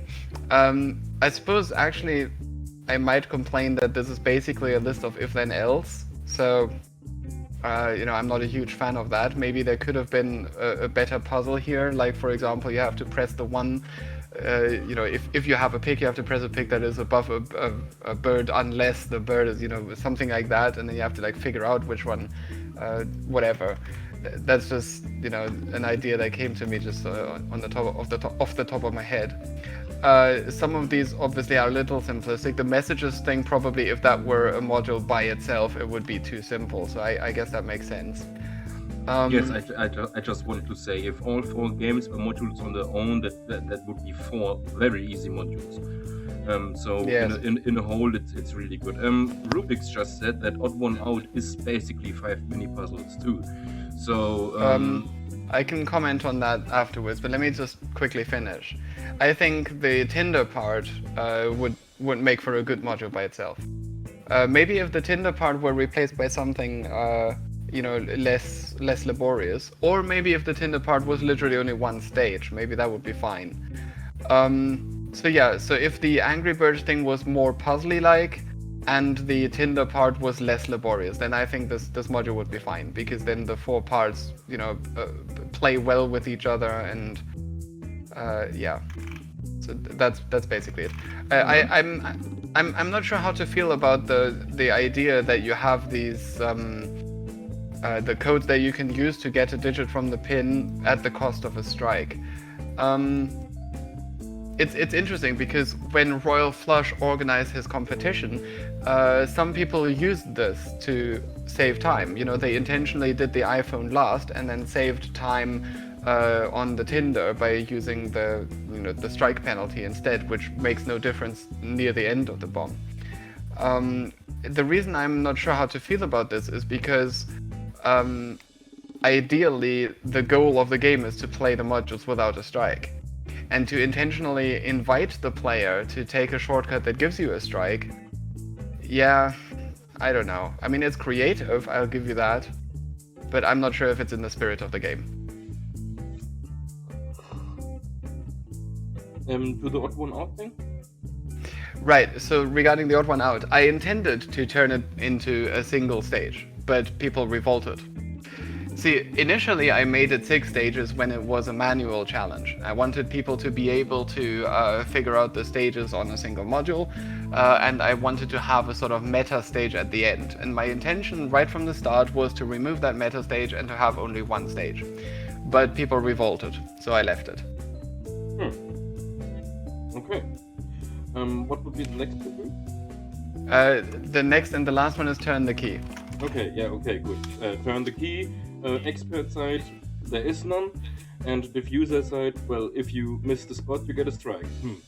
I mean, there could be a bad timing with it being time to turn the key and simultaneously the lights turned out, so you don't see the key anymore and you can't press it because you click. You misclick because you can't see the key, and it's basically a needy in disguise, I would say, and a solvable needy that you only have to do once. Right. My main issue with turn the key is you don't just get a strike when you miss it. You lose the whole bomb. And I think that is a massive failing. I think no. I wish it did. That would have been my suggestion for improvement. What it should do is it should give you 1 strike and then display a new time. What it does instead is it starts to give you strikes every 2 seconds until the end of the bomb. And there's nothing you can do about it. Yes. Oh, that is really dumb. No, Now, I don't like that. yeah, not only is this dumb, the community is sufficiently in consensus on this, that this is dumb, that the tweaks mod changes this. There is an option in tweaks, and I believe also in Twitch Plays, which modifies the behavior in turn the key such that it only gives you one strike, and I think it also resets the time, I'm not quite sure. So apparently everyone agrees that that is what the behavior should be, to the point that we've created other mods to modify it. But the original module, as I said, it just keeps giving you strikes and the entire bomb is over, and I don't think that is good design. The fundamental principle of this game should be one strike for one mistake. Like, one mistake should give you one strike. And this module violates this principle massively. So that is a big issue I have with it, and for that reason, I would not use this module. Let's see if I can find this tweaks thing you talked about. If you're referring to the tweaks mod, the workshop item is right here. No, I mean the tweaks setting that with turn the key. Ah, okay. If I misremembered this, it's possible that only Twitch Plays has that option. Let's see if I can find it. App data, local low, Steel Crate Games, keep talking and nobody explodes. Mod settings, tweak settings. Let's see. Okay, it looks like there is no. Let's see. Yep. Okay, so I must have misremembered that. It looks like only Twitch Plays has this option, not tweaks. But I wouldn't be surprised if you know, if you asked Samfun, who is the creator of tweaks, he would probably add this in a heartbeat. Yes, because that's not only dumb design, it's harmful design in my case, because you imagine the lights turning out when you have to press the key, and you can't press the key or you misclick because the lights are out, and then the bomb is dead, and that's. Well, the author might argue that you can still see the highlight of the key, and you can still see the display with the time on it. So if you know approximately where the key is in relation to the display, then you just need to hover your mouse there and you can see the highlight. But I guess I still agree with you, because you have to do that at exactly the right time, so you don't really have much time to think. If you suddenly notice the time is imminent, you might panic, and then what you said might apply. Yeah, I don't like that. So this is getting two big thumbs down for me. Can I add another comment to this? This is a really small thing, but I really do want to comment on this. I also have a big issue with the fact that there are two modules whose difference in name is only the plural, right? You have turn the key and then you have turn the keys. And the only other example that I know of is numbers and the number. There it is, the number. Apart from that, people have been reasonably diligent with not doing that. And I'm not quite sure why modders want to do this. And, unless it's something like the crazy talk thing, where of course that's the whole point, the whole gimmick. But with the number and with turn the key, it is not. So don't do it. It's an unnecessary obfuscation. Okay. All right. So now that we are done with our 25 modules for today, Timwi, do you have you have the last word? Well, thank you all for watching. I hope that you enjoyed the stream, and I really hope that we can make this a regular thing. Maybe once a week we will examine a set of modules. Maybe not quite as many as today, because we've been streaming for like maybe 2 hours or so. Maybe next time we'll just do 10 modules at a time. Yeah, that is quite a long stream. But I hope that as an introductory stream that is quite helpful. So from now on, I guess we're just gonna do 10 modules per stream, and we're going to give our opinions on these modules. And I hope to see you again soon in the next stream. Yes, and we are both fans of feedback. So if you have any feedback to our performance, then please let us know. I guess we will see you next time. Till then, have fun and stay healthy. Stay healthy. See you. Goodbye.